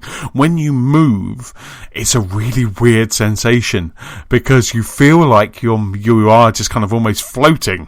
And then you look over there and then it starts going that way. You look to the left, and because you're still pushing forward, you then start moving that way, and your brain's telling you that you shouldn't be going left because you haven't pressed the right stick left yet. Well, exactly. Just because I've looked over there, I could still, when I'm in the real world, I could be walking down the street, but I will look left and right. Obviously, when I'm crossing a road, I will look left and right, but I will still continue going forward. But with Robinson, when you kind of look left and you push it forward, you start going over that way. Yeah. It's really bizarre, but it's definitely something that's going to take some getting used to. But the games. Looks like it could be fun. I think it's very short, but it could be a really good experience. Like I say, just to kind of go into the world and start picking things up, and straight away it's like, right, we've got to get some power to here, so you can see these power cables going across the foliage. You've already been introduced to a baby T-Rex at this point, and then you're kind of going over to the foliage, and it looks absolutely stunning. The moment you step out of this pod, you can see the crashed ship, this crashed kind of almost a crashed halo. You can kind of see that kind of in the distance, and it looks fantastic. So it's definitely something that I want to get back into, but as I was saying earlier, it was kind of a bit of a faff to get back into VR, so I never played it on Sunday, but it's definitely something that I'm going to kind of play this week, so hopefully I'll have more to talk about it next week. Oh, excellent. I look forward to hearing about it once you're back from your adventures with the prehistoric. If I haven't thrown up. but I really, like I say, it looks stunning, and it's a great kind of, the Crytek engine just looks like, it looks fantastic. Oh, fantastic. Does the right stick actually do anything if you move it, or is that disabled? I don't know. It might have something to do when you grab something. But it doesn't move, though. It doesn't substitute. If you wanted to use that instead of your head, it doesn't make you look around. It doesn't do the camera. I don't think so. I think it might be like, right, okay, I'm latched onto something. Like I've just picked up a box, and now I can move that around, maybe with the right stick. It's going to mess with your muscle memory, that, isn't it? Oh, it really is going to mess with my mind is what it's going to do. So, so that's what I've been playing. So it's been, like I say, very first-person shooter orientated, but I am having fun. It's always kind of around this time of the year where that kind of always kicks in, where you do have those FPSs that you can just kind of just play around with. So that's what I've been playing. So let's get into this week's news. And in this week's news section, we have a tease for the new Marvel Telltale game. We have Switch rumours are plenty, and also a classic console turns that grand old age of 15. But the first piece of news, sir, is with you. Ah, yes, it is indeed. And so we've been talking about the PS4 Pro, so let's have a little bit of news about it. Sales figures. So PlayStation 4 console sales are up 204%. Following the Pro's launch. What? Yeah, I know, it's amazing, isn't it? So that's very good. Yeah, MCV reports that according to GfK, the weekend in Saturday, November the 12th, says that overall PS4 sales rose by that amount, 204%. Of total PS4 sales for this period, 65% of those were PS4 Pro. Wow. Sales of the original PlayStation 4 models, Launch and Slim, also rose 8.5% week on week. The total PS4 sales were 44% higher than the Xbox Ones, with Sony's console claiming a 53% share of the hardware market. Microsoft's machine took a 37% slice of that. Microsoft had a good time too. The Xbox One has seen an 85% jump week over week, and that's probably due to the cutting of the price of the original Xbox One models that I think I mentioned a little bit earlier. So, good news for Sony. Good news for Microsoft. The S has been selling like hotcakes. The Xbox has been outselling Sony month on month, so reports say, and a strong start for not only PSVR being sold out everywhere, but also Sony's Pro's doing well as well. That's fantastic, because you could imagine that after they kind of announced the Pro, if you were about to buy a new PlayStation or buy a PlayStation 4, you would kind of wait, wouldn't you? You would wait for that Pro to come out. Yeah, I probably would. I was actually going to ask you before, if you didn't have the main, I think, catalyst for me, and this is hard to be objective about, again, because I kind of know what I'm like, but I'd like to say that if I didn't have a 4K TV, I probably wouldn't be getting a PS4 Pro, because really it's the having the screen that's pushed it. What do you think? I know there's a substantial part of me that thinks, yeah, but Daz, you'd want it anyway, and yeah, but the sensible thing to do would be not to get it unless you had a 4K TV. Do you agree with that? I do indeed. No, absolutely. I think, just that kind of texture bump or that frame rate bump, I don't think is enough to warrant it. I think because I have a 4K HDR TV, that's kind of the reason why I bought the S and the Pro, is because, as you said, you want content to be able to push through. It's like when you got a HD TV, you wanted an Xbox 360, you wanted a PlayStation 3 because you wanted that content to be able to push through it. So yeah, no, I totally agree. I think it would be, if my TV was just a normal TV, I think I'd probably waver by Christmas, but I wouldn't be kind of day one on either of those consoles. Yeah, I think, to upgrade, it's kind of, if you've already got a PS4, I think it's easier. It's kind of like, I wouldn't bother unless you've got a 4K telly. If you didn't have any PlayStation and you were new into the console foray, it would be a more difficult decision. I suppose it'd just based on your finances. If you haven't got a 4K TV, but you're coming in now, then it might just be worth getting the better one. Just depending how long you're gonna until your TV breaks and you get a new one that's probably going to be invariably 4K anyway, I suppose. Absolutely. I mean, the same sentiment could be said, for consoles and also TV. If you're in the market for a new TV, then why not buy a 4K HDR TV? As you were saying before, with that Ultra HD premium sticker, why not buy that? Because you're then future-proofing yourself. So you're ready for the new technologies. You're ready for BBC to then start showing stuff in HDR and Ultra HD for Sky, for Virgin, for BT, all of those things in the UK. I'd be interested, actually. One of the things that I wanted to have a look at, and I meant to kind of have a bit of a research this week, was to see how it's taking off in the US, because I'd be interested to see like HBO, because obviously we have Sky Atlantic, and Sky, this is the provider that I use in the UK. They have Sky Atlantic, and Sky Atlantic pretty much is kind of all the HBO shows, like Westworld and Game of Thrones and John Oliver this week tonight. So I'll be interested to see if any of those are actually being shown in Ultra HD, or if there are any Ultra HD providers apart from Netflix and Amazon in the US, because when I've been listening to US podcasts, they always seem to be quite down on 4K and saying there's nothing there, where maybe we are actually kind of in the front in the UK, where we do have so many providers that are already providing Ultra HD content. Wow, it'd be nice. It'd be a nice surprise if we were at the forefront of this technology. But yeah, you're right. I really wouldn't know. It'd take some investigation to find out. Absolutely. I'm sure if HBO had a HBO Ultra channel, I'm sure we would hear about it. Especially, I would hear about it on some of the. But yeah, that's really interesting, because I'd love, if Game of Thrones was in 4K, everyone would know about it, wouldn't they? Yeah, the last season of Game of Thrones to be in Ultra HD, that would just be amazing. Oh my goodness me! Yeah. Do you think 4K is pushing the consoles? So do you think the 4K screens are pushing the consoles, or do you think the 4K consoles are going to push the TVs? That's an interesting one. I think it's kind of a bit of both. I think they kind of, because it is like, I think the TVs are pushing the consoles, because I think people will buy a TV first. And it goes around in a circle, I think. Yeah, and then, I mean, it's quite interesting, actually. The day before the Pro came out, that night, my Sony TV got an update. And the update was that you could run HDR in game mode. So that's a needed update.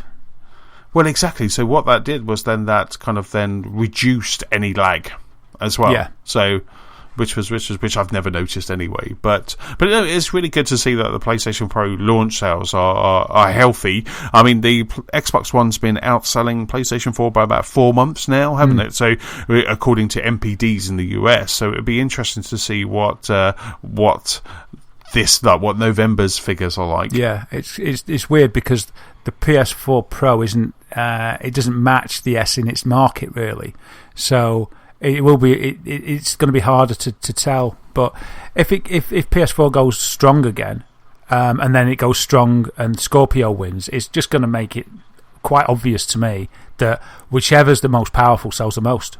People are just going to gravitate towards the specs, maybe. But it will take time to see that. I think. See, if PS4 Pro now sells more than Xbox's brand for the next few months, and then Scorpio comes out, and then that outsells everything. But then there's also the time, you see. There's the fact that everybody that wants one might have had one by then. And the interest might have petered out as well. So there's many factors, isn't there? It's not a straight cut as I'm trying to make it out there. So it'll be interesting to watch anyway. It will indeed. So the next piece of news is with me. And a couple of months ago, Telltale teased that we were going to be getting one of the properties that they were going to be working on was going to be a Marvel game. Now, I think Eurogamer about a week ago said that the first time we're going to hear about this Telltale Marvel game is going to be at the Game Awards in December. So at the start of December, we've got Jeff Keighley and the Game Awards is going to happen, and we normally get a a Telltale reveal at the Game Awards, and they said that the new Marvel property was going to be announced there, but due to the ongoing US voice actors strike, which was the SAG-AFTRA, I think you said last time, because of the strike, there was a list of games that are going to be affected by this strike. And one of the games that was on the list was Telltale Guardians of the Galaxy Blue Harvest. So, which obviously just drove me into a nerd-joydom. So, it was like, so Telltale, nerdgasm. So, having like Telltale working on a Guardians of the Galaxy game, maybe with the voice actors from the movie, I was just so happy. This is such a great match.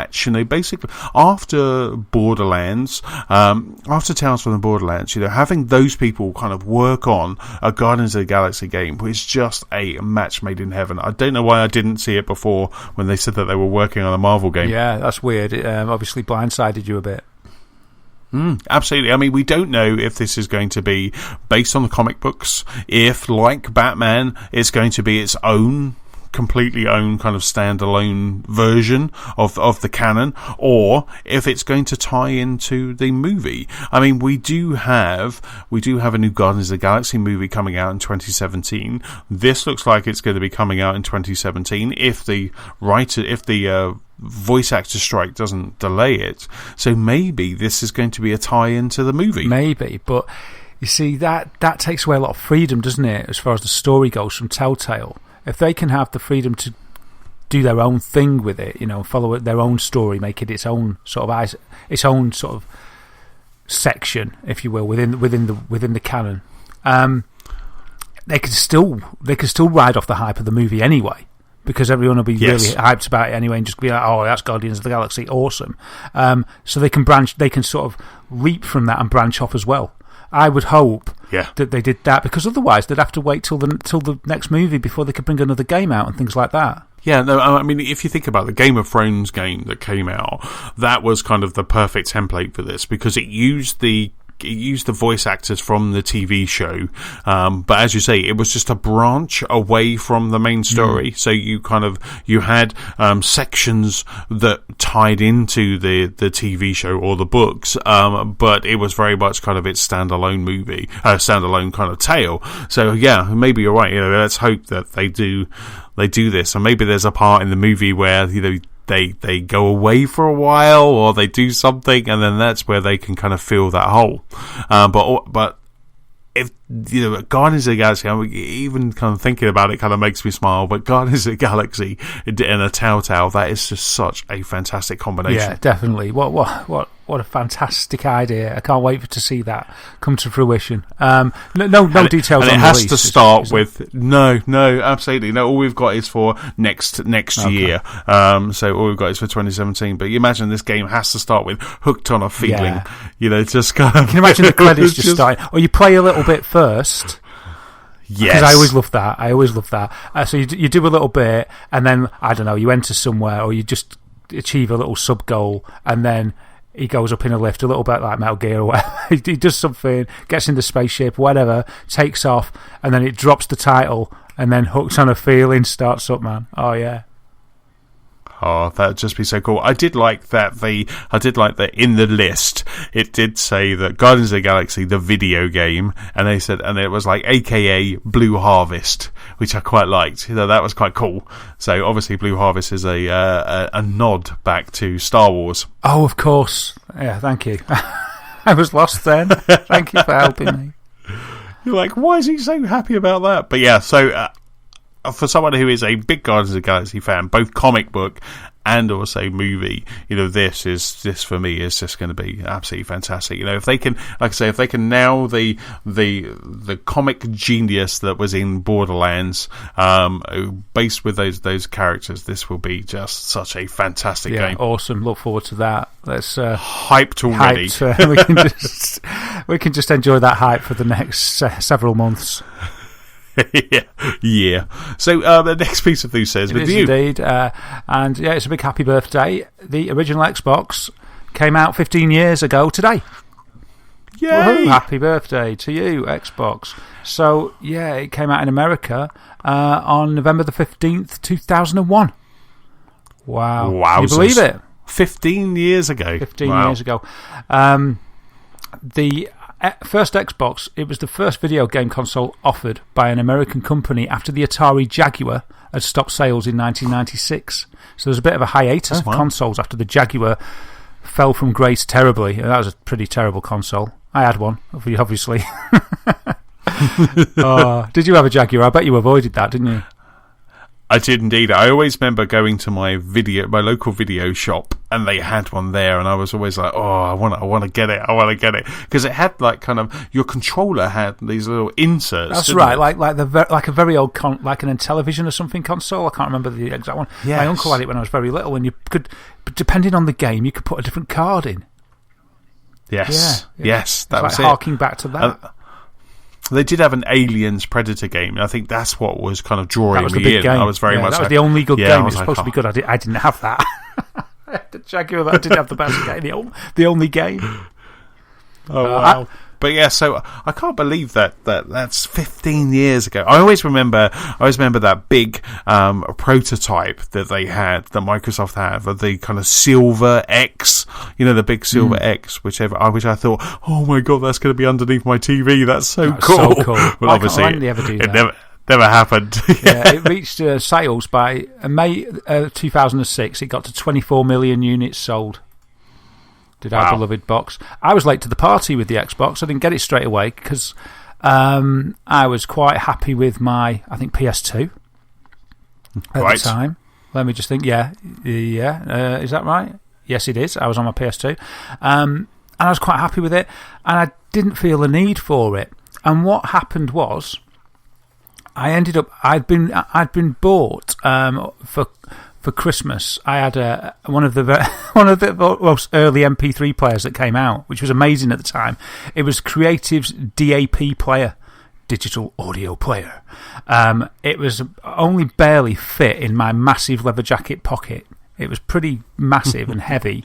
Navigating the tunes was an absolute nightmare. I think it was probably about 8 gig or 4 gig, which was amazing at the time. But anyway, it stopped working, thank goodness, because I didn't really like it. And I took it back to Dixon's, and they tried to give me a replacement, but I didn't want it. I thought, you know what, for the money this cost, I could get an Xbox. And they sort of were like, yeah, we can give you a replacement. I was like, oh, I can't, because my PC at home only runs NT, and it doesn't work on NT. I looked up what it wasn't supported. And NT wasn't supported because Windows NT never supported USB devices. So there's a bit of trivia for you. So they very kindly let me get an Xbox instead. So I sort of swapped the MP3 player for an Xbox. And I got Halo, the original Halo, Combat Evolved, and Onimusha with it. They were the games that I got with it. And I was thinking, I probably won't be blown away. I won't be bothered about this. But I plugged it in and started playing Halo, and it was a big thing, For me, I was completely sucked in, completely enamoured with this game within minutes, maybe even within seconds. Once that music started, and I just thought, hold on a minute, now I see what everybody's talking about. This is something special, and I never looked back since. Fantastic. I think for me, I got the Xbox. I think it was December. I think it came out in the UK in about March 2002. April time. Yeah. Yeah, but my brother was, as he still is, he lives in Canada, so I remember calling him up, pestering him, and getting him to ship me the original Xbox from Canada. So he went to Walmart, he picked up an Xbox, and then he shipped it to me. Luckily, because my brother's kind of in the army, he got to send it through kind of army post. Wow, did it get delivered by a helicopter into your back garden? Oh, that would be so cool. It'd probably need a tank to train. No helicopters can fly it. They will have to get delivered by boat. poor postman turned up at the door, puffing and panting in a big box. I'm not sure if they were in the same box, but it kind of arrived the same time as the GameCube, because my brother got me a GameCube. I sent him to Walmart twice, once to get me a GameCube and once to get me an Xbox. So I got that Xbox. I think I had the same as you. I think I had Halo. I might have had Metropolis Street Racer. Oh, no, Project Gotham. I had it as well. Project Gotham Racing. Amazing. Yeah, Project Gotham Racing. My first experience of online gaming, really. Yeah, absolutely. I mean, that's it, though, isn't it? You know, the Xbox gave us, Xbox Live. I remember the first time you could have a friends list, and you could, and it was just incredible. I remember playing.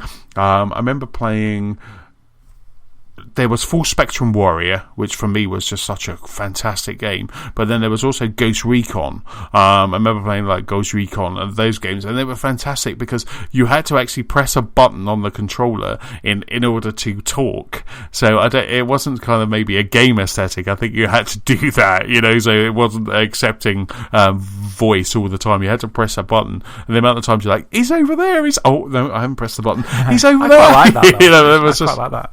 Oh, it was good fun. Yeah, no, it really did add that extra element of realism. But it was such a fantastic console. I always remember when, I think we've talked about it before, because I used to then get my games from DVD Box Office, who were also in Canada. And I remember buying, the first time that I bought you had to buy the Xbox Live pack, didn't you? That's right, with the headset and that came everything. with... Yes. There was like was there a dongle that you had to plug into the Xbox? And then I can't remember. Yeah, there was something in that pack that wasn't just like a headset. It was a disc as well that you had to kind of put in. I think it came with my Project Gotham Racing. It came with it. It was sort of a bundle together, which is pretty awesome. But yeah, sorry, carry on. No, I was just saying that's kind of what the Xbox... I was thinking, like, when we were chatting today, we were saying, like, the Xbox is 15. It's just like, oh, God, it just brings back so many memories. I mean, I've still got my Xbox. I've still got my original Xbox, and it is just such a beast. And I did get it out the other day, and the ginormous controller. I've still got that Dookie controller. It's lovely, isn't it? It really is. It but really is. I think we've both seen it. They said that they made that, and the design actually came after what they wanted it to do. So they basically took it into wherever it was, the lab or the hardware place, and they said, look, it's got to have vibrations on both sticks, it's got to have two sticks, it's got to have these buttons, it's got to have the offset sticks, blah, blah, blah. All this has got to go into this pad. And at the time, the technology wasn't small enough to be able to do everything that they wanted with anything else, hence the massive pad. Yeah, wow. So interesting. Wow. But and yeah, before the Xbox, multiplayer really was on PC, and it was always a faff. I'd play Quake and stuff and Unreal Tournament a lot, and I loved it, but it was a faff, a lot of the time. And then all of a sudden, you went into this, in comparison, seamless online environment where with lobbies that really worked, and you just click on and get a game, and it rock solid infrastructure. I've never enjoyed online as much until that started, and it was like an awakening with Project Gotham. I loved it. It was like the golden age. Yeah. It was absolutely, like I say, I remember playing so much Ghost Recon through all of those. I think there was 2 or 3. There was like Desert Strike, and there was other ones. There was like about 3 Ghost Recon games. I just remember playing those online, and a group of guys would just kind of jump on, some friends, some strangers. It was just so much fun. It was just really good. And again, Full Spectrum Warrior was just such a fantastic game it was. as well. And I remember you saying you were getting a bit sort of jaded about the online experience because the strangers these days aren't as nice anymore and stuff. But back then, it really felt like a community. I probably don't play multiplayer enough to be able to comment on what it's like these days, but it really did feel good back then. You felt welcomed into a game, and if you played for a few hours, you really got to know these people, and you started to form proper friendships with them through a game. And it was the first time that something like that had really happened that I'd noticed anyway, and it was just a beautiful thing. Oh, absolutely. On the original Xbox, and also the maybe year 1 of Xbox 360, you're right. Every kind of game you would always come away with like a new friends request or something, and you would just happily jump in, get chatting to people, and then you'd be like, yeah, I really enjoyed it. And it was everyone had headsets on, everyone was very excited to talk to different people, and you would just continue playing with these guys, and then they would just kind of form part of your friends list. I was always a bit annoyed because I think something happened and I lost my Chessman account, which I now have back because it kind of went after 5 years and I could reclaim the name. But something happened to the Chessman account. I couldn't restore it. It was on a previous console. There was something happened and I was moving around at that point. I kind of was moving house and things. And at that point, I lost a lot of people that I'd kind of built up a little community with. And it was always sad because I kept trying to remember the password, and at that point, Microsoft wasn't very helpful. I couldn't restore. I couldn't recover that account. And in the end, they just said, right, you got to lose it. Even though I was like, well, this is my email address, these are my passwords, something, you must be able. They couldn't do anything. So I lost Chessman, and with that I lost a lot of people that I kind of built up those relationships with, or those friendships with. And it was really cool back then. It was really so. But like I say, so for a while I was Chessman UK, and then I paid the £10 to get my name back when Microsoft released a whole big load of them. I was like, finally I'll get that back. But obviously, with that name didn't come all of the your friends list. Oh man, yeah, but there you go, man. 15 years. It doesn't feel like that. Wow. So what was kind of standout games? I mean, we've already mentioned Halo. We've already mentioned Project Gotham. What other kind of standout games for you? I think. Oh man, that's difficult. Let me think. It's hard as well for me to sort of discern. The line blurs into 360 sometimes. So that's difficult. Bard's Tale I enjoyed. I really enjoyed that sort of tongue-in-cheek RPG. Psychonauts. Psychonauts, yeah, I had that. Yeah, that was a brilliant game. Loved that. Crikey, there must have been some other amazing games on there. I mean, I think for me, the first kind of Tom Clancy Splinter Cell was on Xbox One. I never got into that, but I did love Graw that you were talking about. In the list of games on Wikipedia for the Xbox original, you've got 1,045 games. Wow. Simpsons Road Rage. What a great game that was. I don't think I played it. All right, that was so cool. It's like Crazy Taxi, but with the Simpsons. I think I had a very similar game. There was a load of games that came out like that in a flurry, and I had quite a few on my Dreamcast. Yeah, right. Fable. Yep. I enjoyed Fable. Oh, of course, yeah, Fable. Star Wars Battlefront, that was another one. Oh, wow. Oh, and the Knights of the Old Republic as well, that was on. Was that the original Xbox, or was that Xbox 360? No, it was the original Xbox. I absolutely loved it because I went through a house move, and I was playing it at the previous place, and we moved to the new house, and I was carrying on with KOTOR.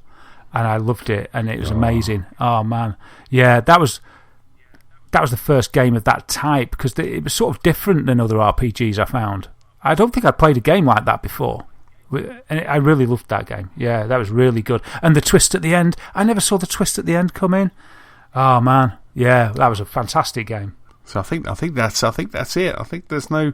I'm just trying to think if there's anything else. I'm just looking at that list on Wikipedia that you put on the show notes, and I can't think of any others that were really stand out. I think for me it was like Ghost Recon, Simpsons Road Rage, those kind of games that really did just like such a great console. Fantastic, because I mean it got a lot of good games that were already out on other consoles as well. But yeah, it was good times, and it was the start of what we now know as Xbox Live and the Xbox brand.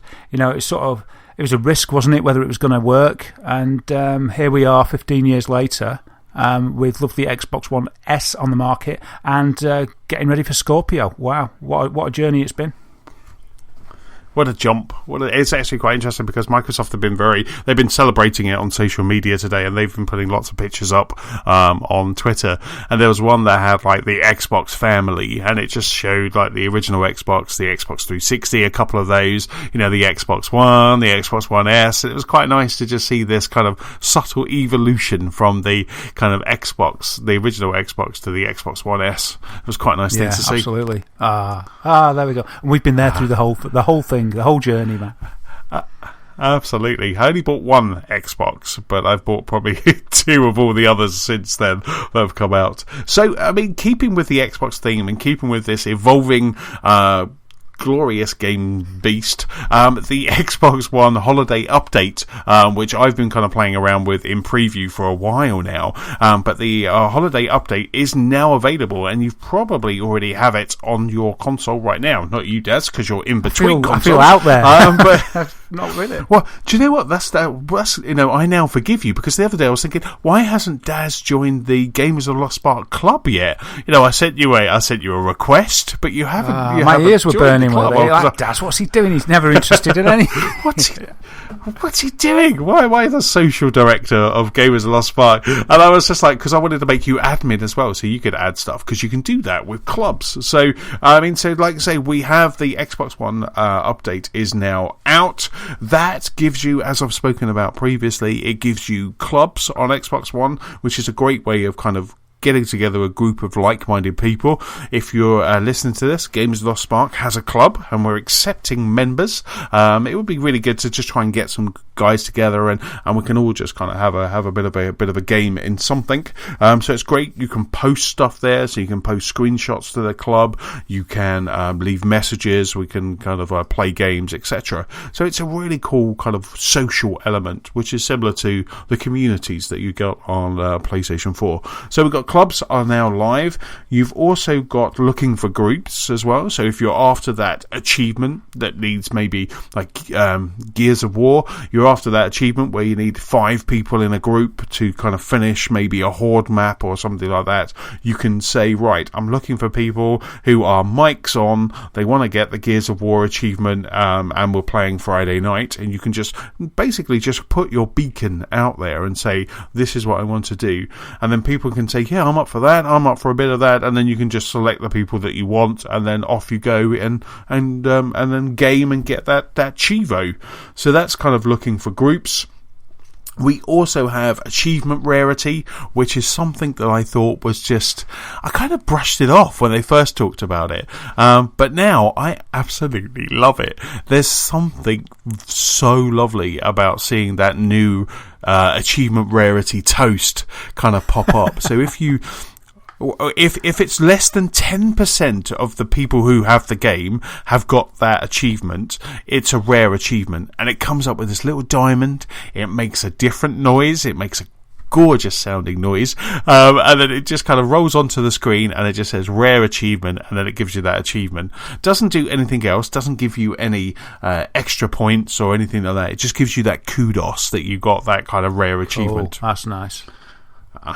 And I absolutely love it. It's just so good. And then there's lots of additional features, such as being able to kind of like check on your Chivos. You can jump off to the left. You've got group messaging, so if you've got a group together, you can now message all of those people, which is fantastic.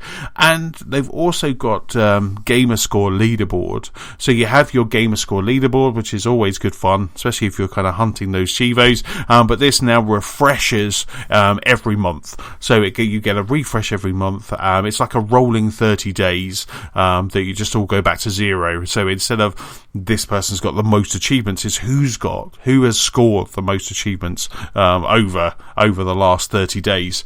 And then the last is that they now have emojis that are now available on the keyboard as well.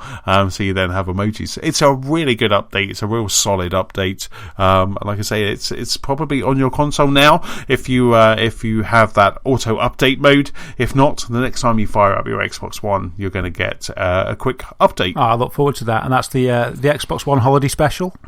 It is indeed. So that's the last one of 2016. So we'll have to wait for a while until we get it on, get the next one in 2017. And again, just pimp it once more. The Gamers of Lost Spark have a club. So look for clubs, go to the community section, go to clubs, search for Gamers of Lost Spark, and then send us an invite. All right, I'll do it. I just haven't got an Xbox at the moment. All right. See, what better excuse have I got, you see? Yes, it's quite nice actually, because the app has been updated as well on like iOS and Android. So every time someone joins the club, I get a nice little notification on my iPad or my iPhone. It's quite nice. It's really good. You're making me impatient for my Xbox. It's like, come on. You'll be tracking it now, going, I want it. Did you get the white one? Have you gone for a white one? Yeah, I like white best because I liked my white PS4, but I'm a bit gutted because so I had white Xbox and I had black Xbox and white PS4, and now because I don't think they do a white PS4 Pro. Right. So now I'm going to have white Xbox, which I really like, but black PS4 Pro. I'd rather have a white PS4 Pro.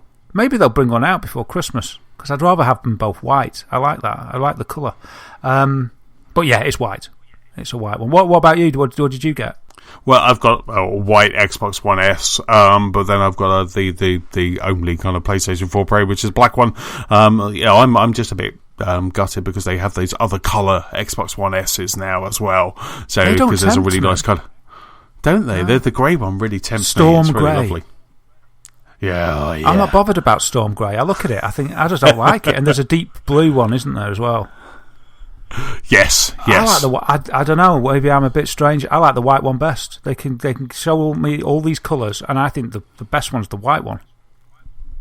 No, it's nice. I mean, like I say, I don't really see it because it's hidden in an AV cabinet, so I don't really see it. But yeah, though it's a lovely console, and that controller is a nice thing as well. Yeah. Cool.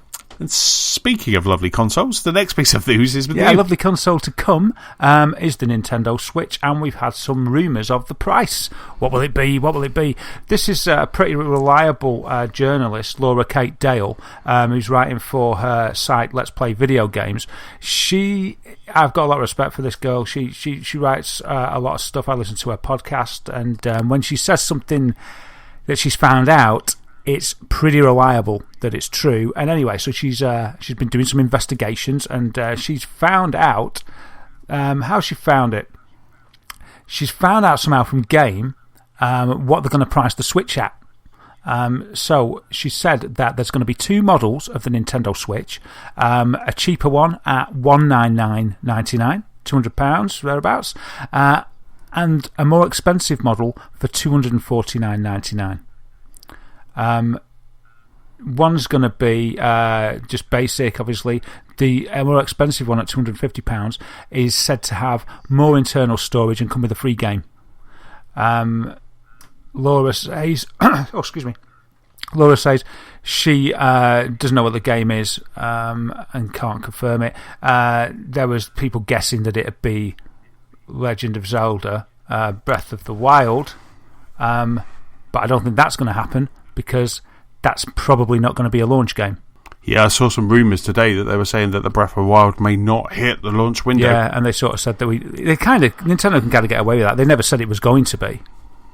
But that bums me out so much. Yeah. I want such a great lineup. I want Mario, Zelda, Mario Kart. I want it all. I want it all. The whole thing instead of the usual drip feed. Yeah, and it's a real shame. And it's kind of like, okay, yeah, you haven't said it's going to be a launch day, but that launch trailer featured it so much. It was kind of like you're saying it's going to come with the console, because I don't think we saw much Mario. Certainly not as much as we saw Zelda. So, yeah, it's anyway, regardless of which game comes out at launch, it looks like you're going to get a base model and then a £50 extra model that's going to come with more storage space and a free game as well. So, wow, if it works out at those prices, it's quite competitive. I suppose the most expensive one is going up against the Slim, because that's $250, isn't it, for the PS Slim? PS4 Slim. I keep missing the 4 off. You have to excuse me for that. The PS4 Slim, so equivalent price there, but the base model for $199.99. You know, that's quite affordable, isn't it? Yeah, really is. I mean, that could be good. Because we're going to hear more, aren't we, in January? So is it like January 12th or something like that? Yeah. What we know for sure is we're not going to hear any more, well, not officially anyway, until New Year, wasn't it? So yeah, until January. But Laura's come out with this. As I say, she's usually pretty reliable. She wouldn't just put out information for the sake of it. She doesn't need to get the clicks. So yeah, it's interesting. It's kind of what I would have expected, really. It's no great revelation, is it? That kind of pricing. No. So what site is Laura on? What gaming site? Well, I listened to her on the Jimquisition podcast. Right. That's how I found her, actually. Because she's there as a co-host of that podcast, which is really good. And also, she's written for Destructoid, which she's been doing for ages. Since I tuned into the podcast, I think she was writing for Destructoid. But I think things happened there, and she moved away and set up her own thing, which is Let's Play Video Games. So she set up this site called Let's Play Video Games now. And that's where this scoop is drawn from. Yeah, absolutely, because I've heard her name being mentioned time and time again when people are citing kind of Switch rumours that have come to fruition, that have come true.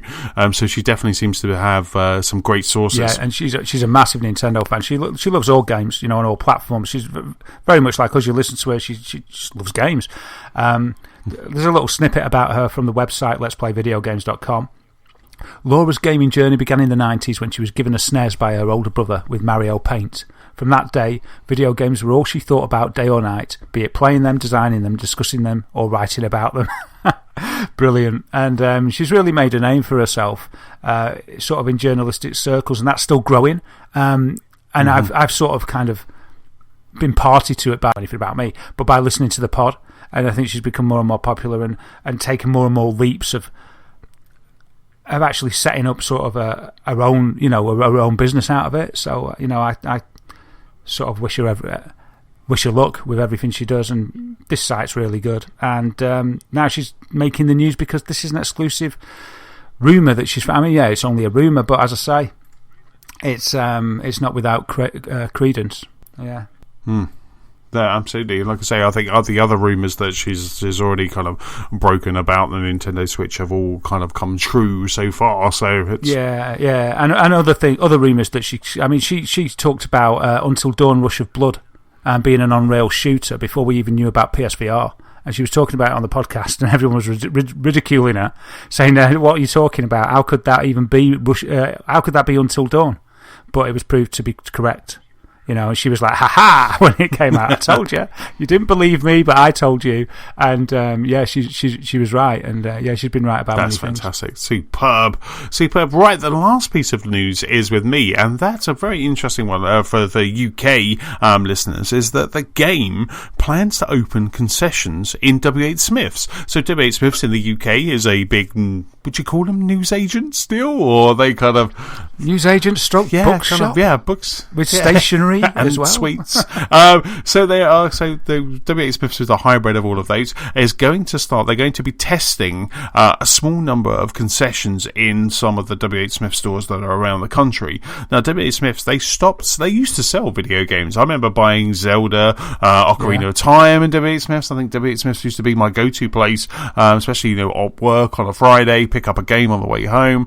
It was definitely kind of before Amazon and Play and all of that. It was definitely somewhere that I would go to get videos and also to get games. And they stopped selling games back in 2010, but they're now partnered with Game Retail, and they're going to be rolling out a small number of concessions as part of an ongoing trial across the W.H. Smith stores in 2016. So basically, the game have said, the game told Eurogamer, that alongside our 300 high street stores, we're going to have these concessions within W.H. Smith's to make it easier to buy accessories, merchandise, etc. For our community of gamers nationwide. So that's quite interesting. It's quite an interesting turn. Yeah, I mean, I've seen shifty concessions for game in the likes of Debenhams and stuff in the past. Definitely one I think it was in Wimbledon. There used to be one in Oxford Street. So there was a Debenhams in Oxford Street, and I think like the third floor, because I worked around there for a while, they had a game in there. They had an EB in there. Yeah. So it's not something they've not been open to before. I don't know what their financial situation is at the moment. It just surely that's cheaper than owning their own premises. And they're saying we're doing this alongside our existing 300 stores. Maybe it's something about diversifying into having more concession stores, which means they can then maybe save some money by closing some of the sole game stores, if you like. Maybe that's the thinking behind it. Yes, absolutely. And they're getting people kind of, while you're in there kind of buying your magazine or your stationery, then there's also a little gaming section over there, and it then entices you in. And and if you go into a game at the moment, apart from trying to charge you to play PlayStation VR, but there's lots of merchandise to be had. There's lots of, so just getting that into another space is always a good thing. I mean, it'd be interesting to see, because Game they had a bit of a trouble earlier, I think a couple of months ago, where their profit margins were down, so their share price was down. So maybe this is one of the ways for them to kind of recoup and kind of get that share price back up by now opening in more stores, in connecting with another brand to just jump off the back of that. Yeah, maybe that's what they need. We'll see. But yeah, to me, it's sort of, I think it just feels like, and I'm no business analyst, but it just feels like it would be, if it was my business and it wasn't doing too well and I had an opportunity to align with another brand, presumably it would be cheaper to do this than open a whole shop yourself. I would be thinking of doing that and then closing and making a kind of migration over to that business model. Shut half the shops and have this to try and stay alive, because they've been on a knife edge for a few years now. I mean, it's interesting that they've chosen WH Smiths, and maybe they have a sister company that they're affiliated with. But WH Smiths also, for me, is another one of those kind of bygone eras. I can't remember the last time I went into WH Smiths. I used to, when I used to read magazines, paper magazines, I was in WH Smiths every day. I used to pick up almost a different magazine on my way home almost every day. But now I just get them digitally. I read them on my iPad, so I don't do that, and plus I don't commute as much, but I'd always pop into WH Smiths to see if the latest version of official Xbox magazine was out early. I used to have this thing that the next magazine's out on the 28th, that's cool, and I used to start going in on the 25th to just see if it came out early. I think once it came out early, and then after that I used to do that I used to drive everyone insane, because I'd always go, just gotta go on my way home, I'd be like, just gotta go to WH Smiths, check for Edge, official PlayStation magazine, all of those sort of stuff. Just go through and go, that's a new one, I'll get that. Empire magazine, etc. But you went with you just on the off chance that it was out early. Yeah, you took me back then. I totally used to do that. It was like I was as keen for the magazine as the games. That were there, and especially when the games came with demo discs as well, and that was your way of getting a demo. Man. That was just so good. Getting kind of on your way home, just reading what the demos were. It was like buying sunshine. Yeah. Last time I went to WH Smiths was when I was working on Chancery Lane, and there was one just on Holborn, and I'd go in there because the only game shop was miles away. Probably not miles away, but it was like I had to troll all the way to Cheapside, right, to go to the game that was there. So I'd go in WH Smiths and sort of mooch about the games. So that's how long ago it was. It was when they still did games. But you want to be careful though. If a concession of game does open up in a WH Smiths near you, I wouldn't go browsing through the magazines like you used to, because you might get charged for it, £5 or something like that. And if you do pay your money and you write a good bit, you've got 5 minutes reading time or whatever, if you do feel a hand gently touch you on the shoulder, you must cease reading and pop the book back. And they turn the pages for you as well. You're not allowed to touch them. Yeah, with a white gloved hand. Yeah. But I mean, for me, I think it might have been. As I say, WH Smiths for me is a very kind of. It's another one of those brands that I do kind of see as kind of dwindling. Their numbers are dwindling. Their stores are getting smaller. For me, I think something like this, a games concession would have been better in supermarkets or something like that, because you go into supermarkets, PC World. I mean, exactly. You go into a Sainsbury's, Waitrose, or whatever. I mean, if I go into my local Waitrose, there's no games whatsoever there at all. And it would be interesting if they just kind of added that there. That's the kind of time. Even though I buy most of my stuff digitally, whenever I'm in Sainsbury's, I always kind of pop down that aisle and have a look to see if there's any games there that might just kind of grab me for a bit of a just impulse purchase. Yeah, could there be a worse decision? I mean, a worse place for a little game shop to be within, a little concession? Maybe a butcher's shop. That'd be quite an interesting one, wouldn't it? A barber's actually, I was going to say, is a ridiculous one, but I'd actually like that. While I was waiting to get my hair cut, I could browse the games. I'd actually like that. That'd be quite cool. Actually, we've got a couple of hairdressers or kind of men's barbers in Tunbridge Wells that actually have Xboxes as well. So while you're waiting, you can kind of play on Xbox as well. And I thought it was quite cool. I was almost enticed to going in to change my hairdresser, because I was like, they've got Xbox and beer. That's fantastic, Wow, this Tunwellian lifestyle lifestyle that you talk about, man, it just makes me feel so sad that I'm here in this sort of damnation that I exist in. Wow, I want to see that heavenly light. Did I tell you about Deliveroo? We've got Deliveroo in Tunbridge Wells now, and it's amazing because my local kind of beer shop, which is a place called Fuggles, which has really cool kind of like artisan fancy beer, you can basically just say, I want 12 cans, or I want 4 cans of Beavertown something, and you can just do that, and then within 20 minutes a guy on a bike will just deliver them to your door, and you've used your iPhone and you've paid with it by your thumb. I love it. What's the extra price for the delivery on top of the beers? At the moment, it's nothing because they're still trying to establish themselves in Tunbridge Wells, but it will be £2. Oh, man, that's good. Yeah, so what I'm doing at the moment is I'm actually, because I know it's going to go up to £2 or £2.50, I'm actually giving that as a tip.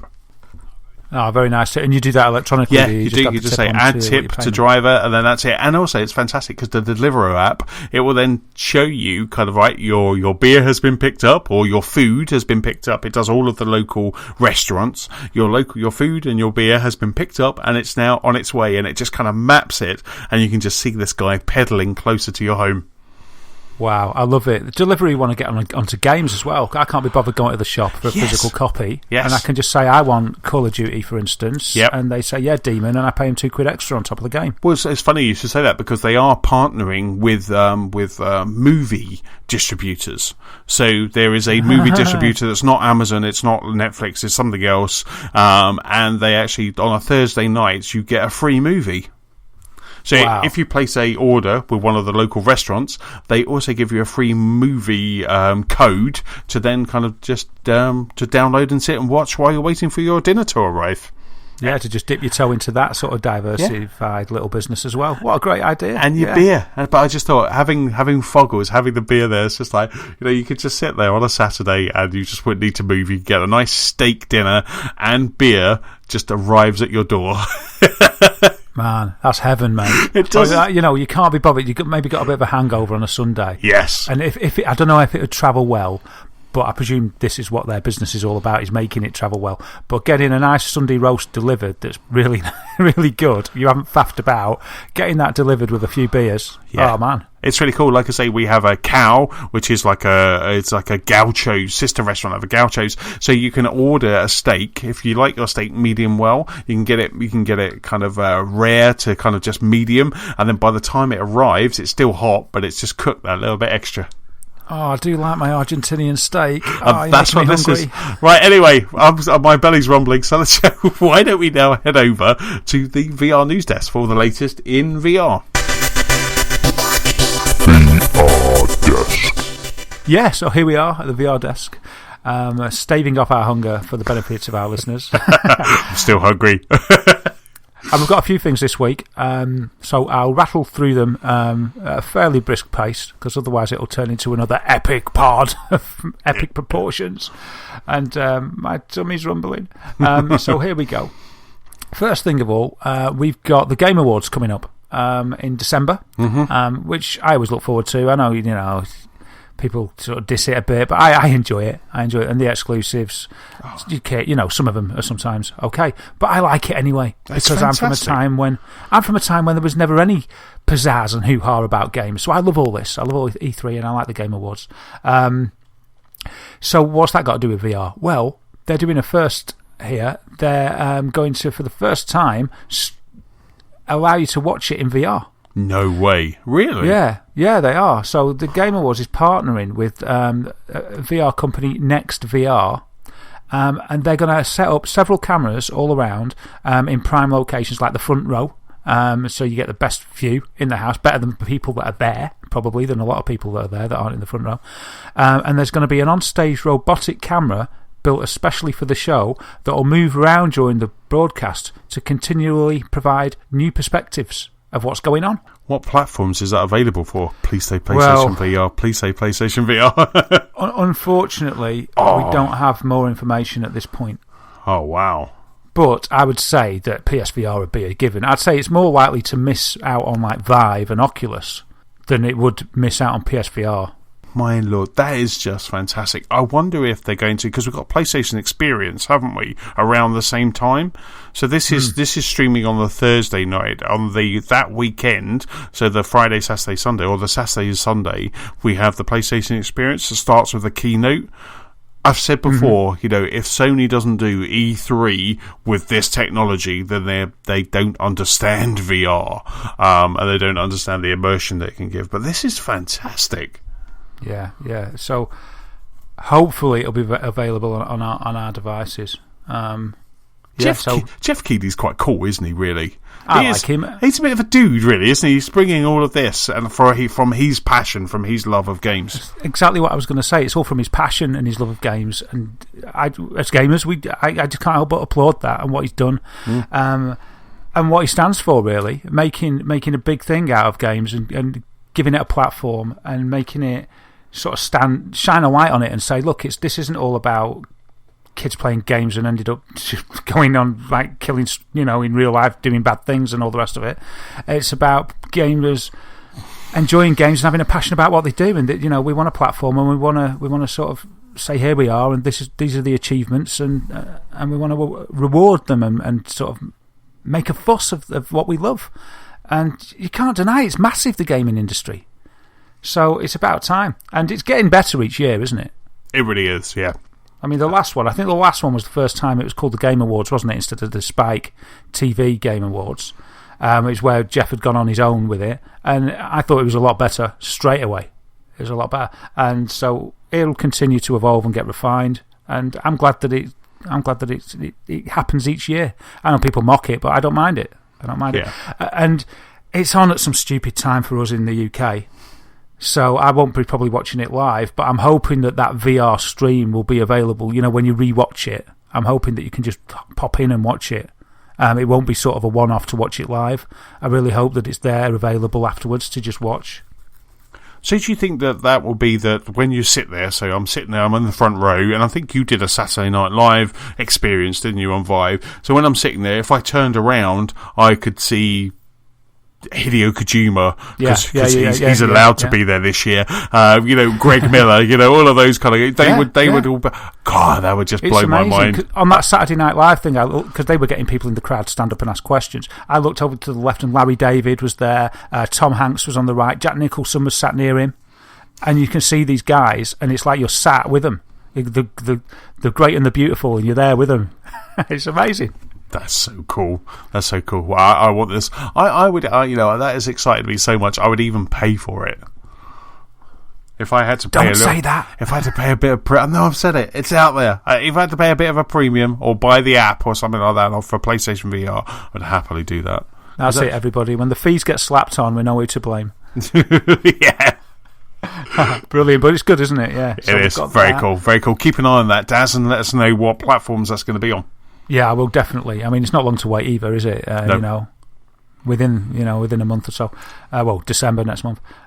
So also, this is interesting. Vive have announced that they're breaking the VR shackles with a partnership with TP Cast. Now, what they're doing with TP Cast, in fact, TP Cast have already created this item.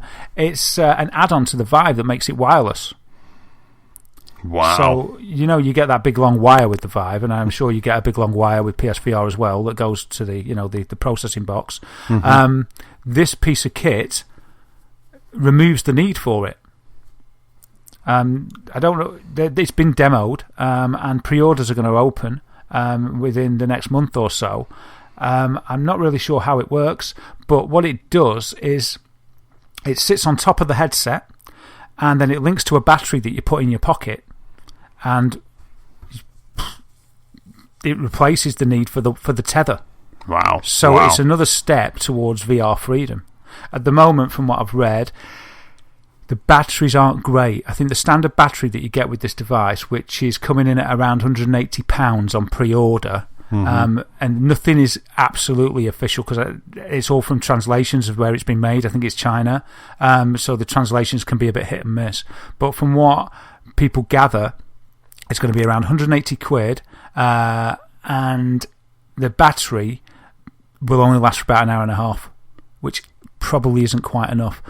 But that's this prototype has been made. HTC said this was made very, very quickly to get it out there, but they're also working on another battery, a larger battery that's going to last longer. So if they can get a battery that lasts like 4 hours, that'd do for a good VR experience on your own or with friends.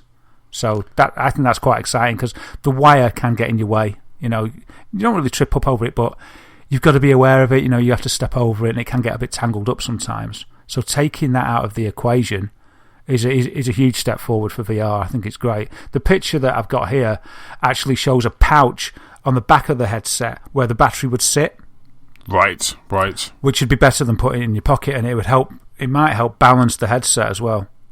But depending on what the headset's like, it might tip the balance a bit too far. But it's a step forward that I didn't expect to see so quickly. I didn't expect there to be wireless technology in VR for years, and then we've got this, the TP Cast device. I'm not sure the device. I'm not sure if the device is called the TP Cast or that's the name of the company. Maybe it's just called the wireless upgrade kit. But yeah, that's coming in a few months. Wow. Pre-orders are going to open in a few months. I'm not going to be pre-ordering it because I don't want to get something like that's only an hour and a half battery. But I would be very interested once they bring out, if they bring out another one that's got a 3 or 4 hour battery life, and the reviews say that it keeps the experience the same in regard to frame rates and stuff, I'm going to get that. And then I don't see a reason, unless it gets patented or kept as an HTC exclusive, which I hope it wouldn't. I wouldn't see an issue would stop them bringing that out for both Oculus and PSVR as well. Oculus have already showed their prototype of inside-out tracking on their headset, which we spoke about a few weeks ago. So maybe they don't need it, but it's kind of like already we're getting to this wireless stage. It just amazes me, really. And I suppose it's because I thought that the wire was actually sending in the video. I'm sure it is. So for them to transmit video wirelessly to the headset at 90 frames per second, it's quite a feat. It sort of amazes me. Yeah. There's obviously that's doing a lot of processing above your head. Yeah, I know. You're going to get brain fried. But so maybe you stick with the wire. Is you can imagine someone like HTC Vive, they can imagine them just kind of taking this and then, refining it, buying that property, buying that IP, and then just kind of, okay, we need to make it smaller, thinner, lighter, and last longer. And you're right, I didn't think we'd get to the wireless phase quite this quick. I thought we'd at least have another iteration with less wires before we got to wireless, but that's just fantastic. I love it at the moment. The technology is amazing. It is amazing. And I mean, I'm a bit of an early adopter, but this one I'm going to just wait and see on. But it's going to enhance the experience so much. It's just amazing. And then because you can also, with the Vive, and it worked for any tracking, I imagine. I'm just sort of thinking out loud there. But with the Vive, you can add more sensors and extend your play space, because the sensors they've got to be able to see each other. But from reports I've read on Reddit, people have added more sensors to a bigger room and been able to wander about in massive areas. But then the wire becomes a limiter. But then you take that wire away, before you know it, you can. I don't know. It's just it just opens up even more possibilities of something that really just needs more. Something that sets your imagination on fire with the possibilities. So it's interesting. What else have we got? Oh yeah, and if that story about Vive has made you interested in maybe wanting to try one, maybe you've been thinking about trying one for ages but not know where to go. Similar to Oculus, that I think I said a week or so ago, Oculus Rift, you can go to a website or their website and just find out the closest place where you can actually get your hands on the kit. Well, Vive have followed suit now. If you just go to http://locator.vive.com, it will tell you where your nearest place is. It'll automatically find a rough idea of where you are from your IP address straight away, which is pretty good.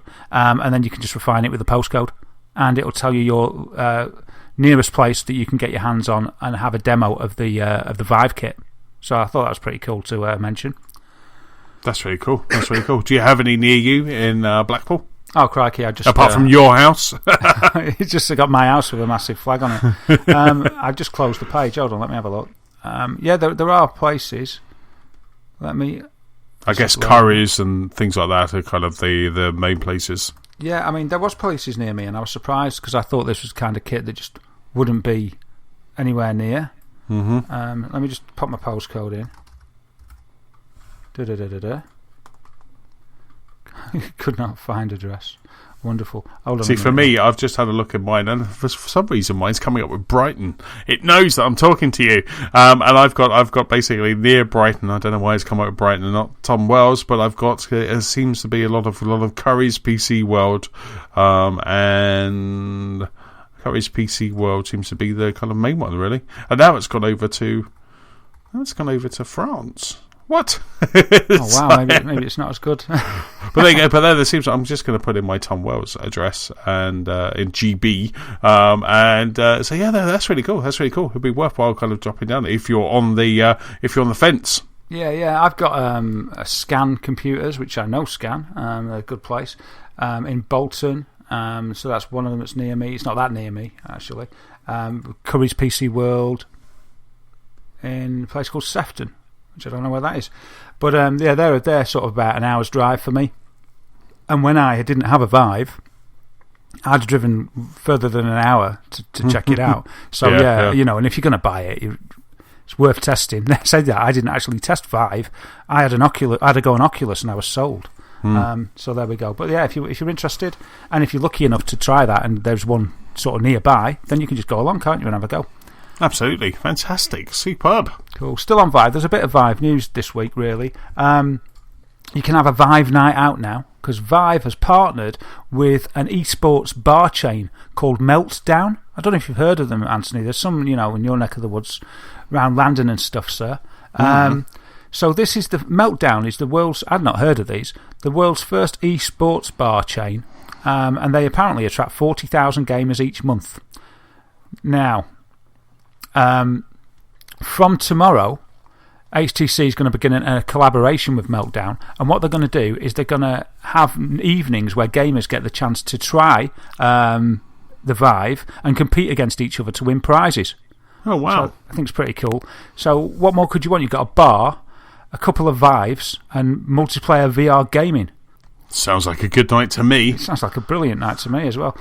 So they're going to make it accessible to all, presumably over 18, as it's about, I don't really know. And they're looking at the possibility of VR video games as esports. So this is sort of a trial run for that, as well as just having a good night in out with VR included. So they're running this series of Vive nights. It's going to be for a month from tomorrow. The first night is actually 16th of November. So if you're listening to this, that's tomorrow at time of recording, so you probably missed that. But they're going to be run in bars across London, Cologne and Paris. Now, they're also in London. They're going to run them at, let's have a look, Meltdown on Caledonian Road is going to be on Wednesday the 16th, so you probably missed that. But they're also doing it on the Wednesday the 23rd of November, the 30th of November and the 7th of December. So if you fancy having a few beers and having a bit of a night out and a bit of a go on the HTC Vive, get yourself down Meltdown, have a look at it on the website, find out the day. I'll put the link in the show notes, and I think that'd be a pretty cool night out. Fantastic. Superb. Well done. Yeah, thank you. Let me just pop that link at the bottom. Already done. You've already done it. Thank you. You're way ahead of me, mate. You're doing all that stuff while I blather on. Yes. And finally, don't worry, no bacon this week. And finally, this is I've lost my place on the. Here we go. Yeah, this is a survey that's been done by MedCity about people's expectations of tech in healthcare. Now, MedCity is the life sciences promotion agency that was set up by the Mayor of London, and apparently VR is a key component of that. Right. So they've done a survey and they found out some of people's perceptions of what will happen in tech in the healthcare world in the next 20 years. Okay, so it's what people think or expect is going to happen in healthcare. Not what the healthcare system are actually going to be doing. They may be planning it, but this is what people expect. So out of the survey, 62% of people believe that doctor's appointments will be routinely conducted by virtual reality. And I think that's probably quite fair. I'd prefer to do that. If I've got to go to the doctor, it could hopefully mitigate the queues and all the rest of it, couldn't it, for the doc? They could cover a lot wider area and things. They could do it from home, things like that. So 62% of people believe that will happen. Whether it will happen or not, I don't know. But that's what the survey comes up with. 53% of people believe that 3D printing will be used to produce human organs.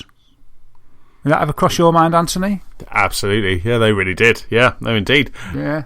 That's quite interesting, actually. I'd never thought of that. I mean, yeah. I'd heard of 3D printers printing food, which is all equally... I'm amazed by 3D printers. I'd love to get one, but they're like loads of money. Well, they're not loads of money, but the one that isn't loads of money wouldn't be as good, would it? But yeah, I've heard of them printing food and things, and that they can print all sorts of things. But yeah, printing human organs, that's... Wow.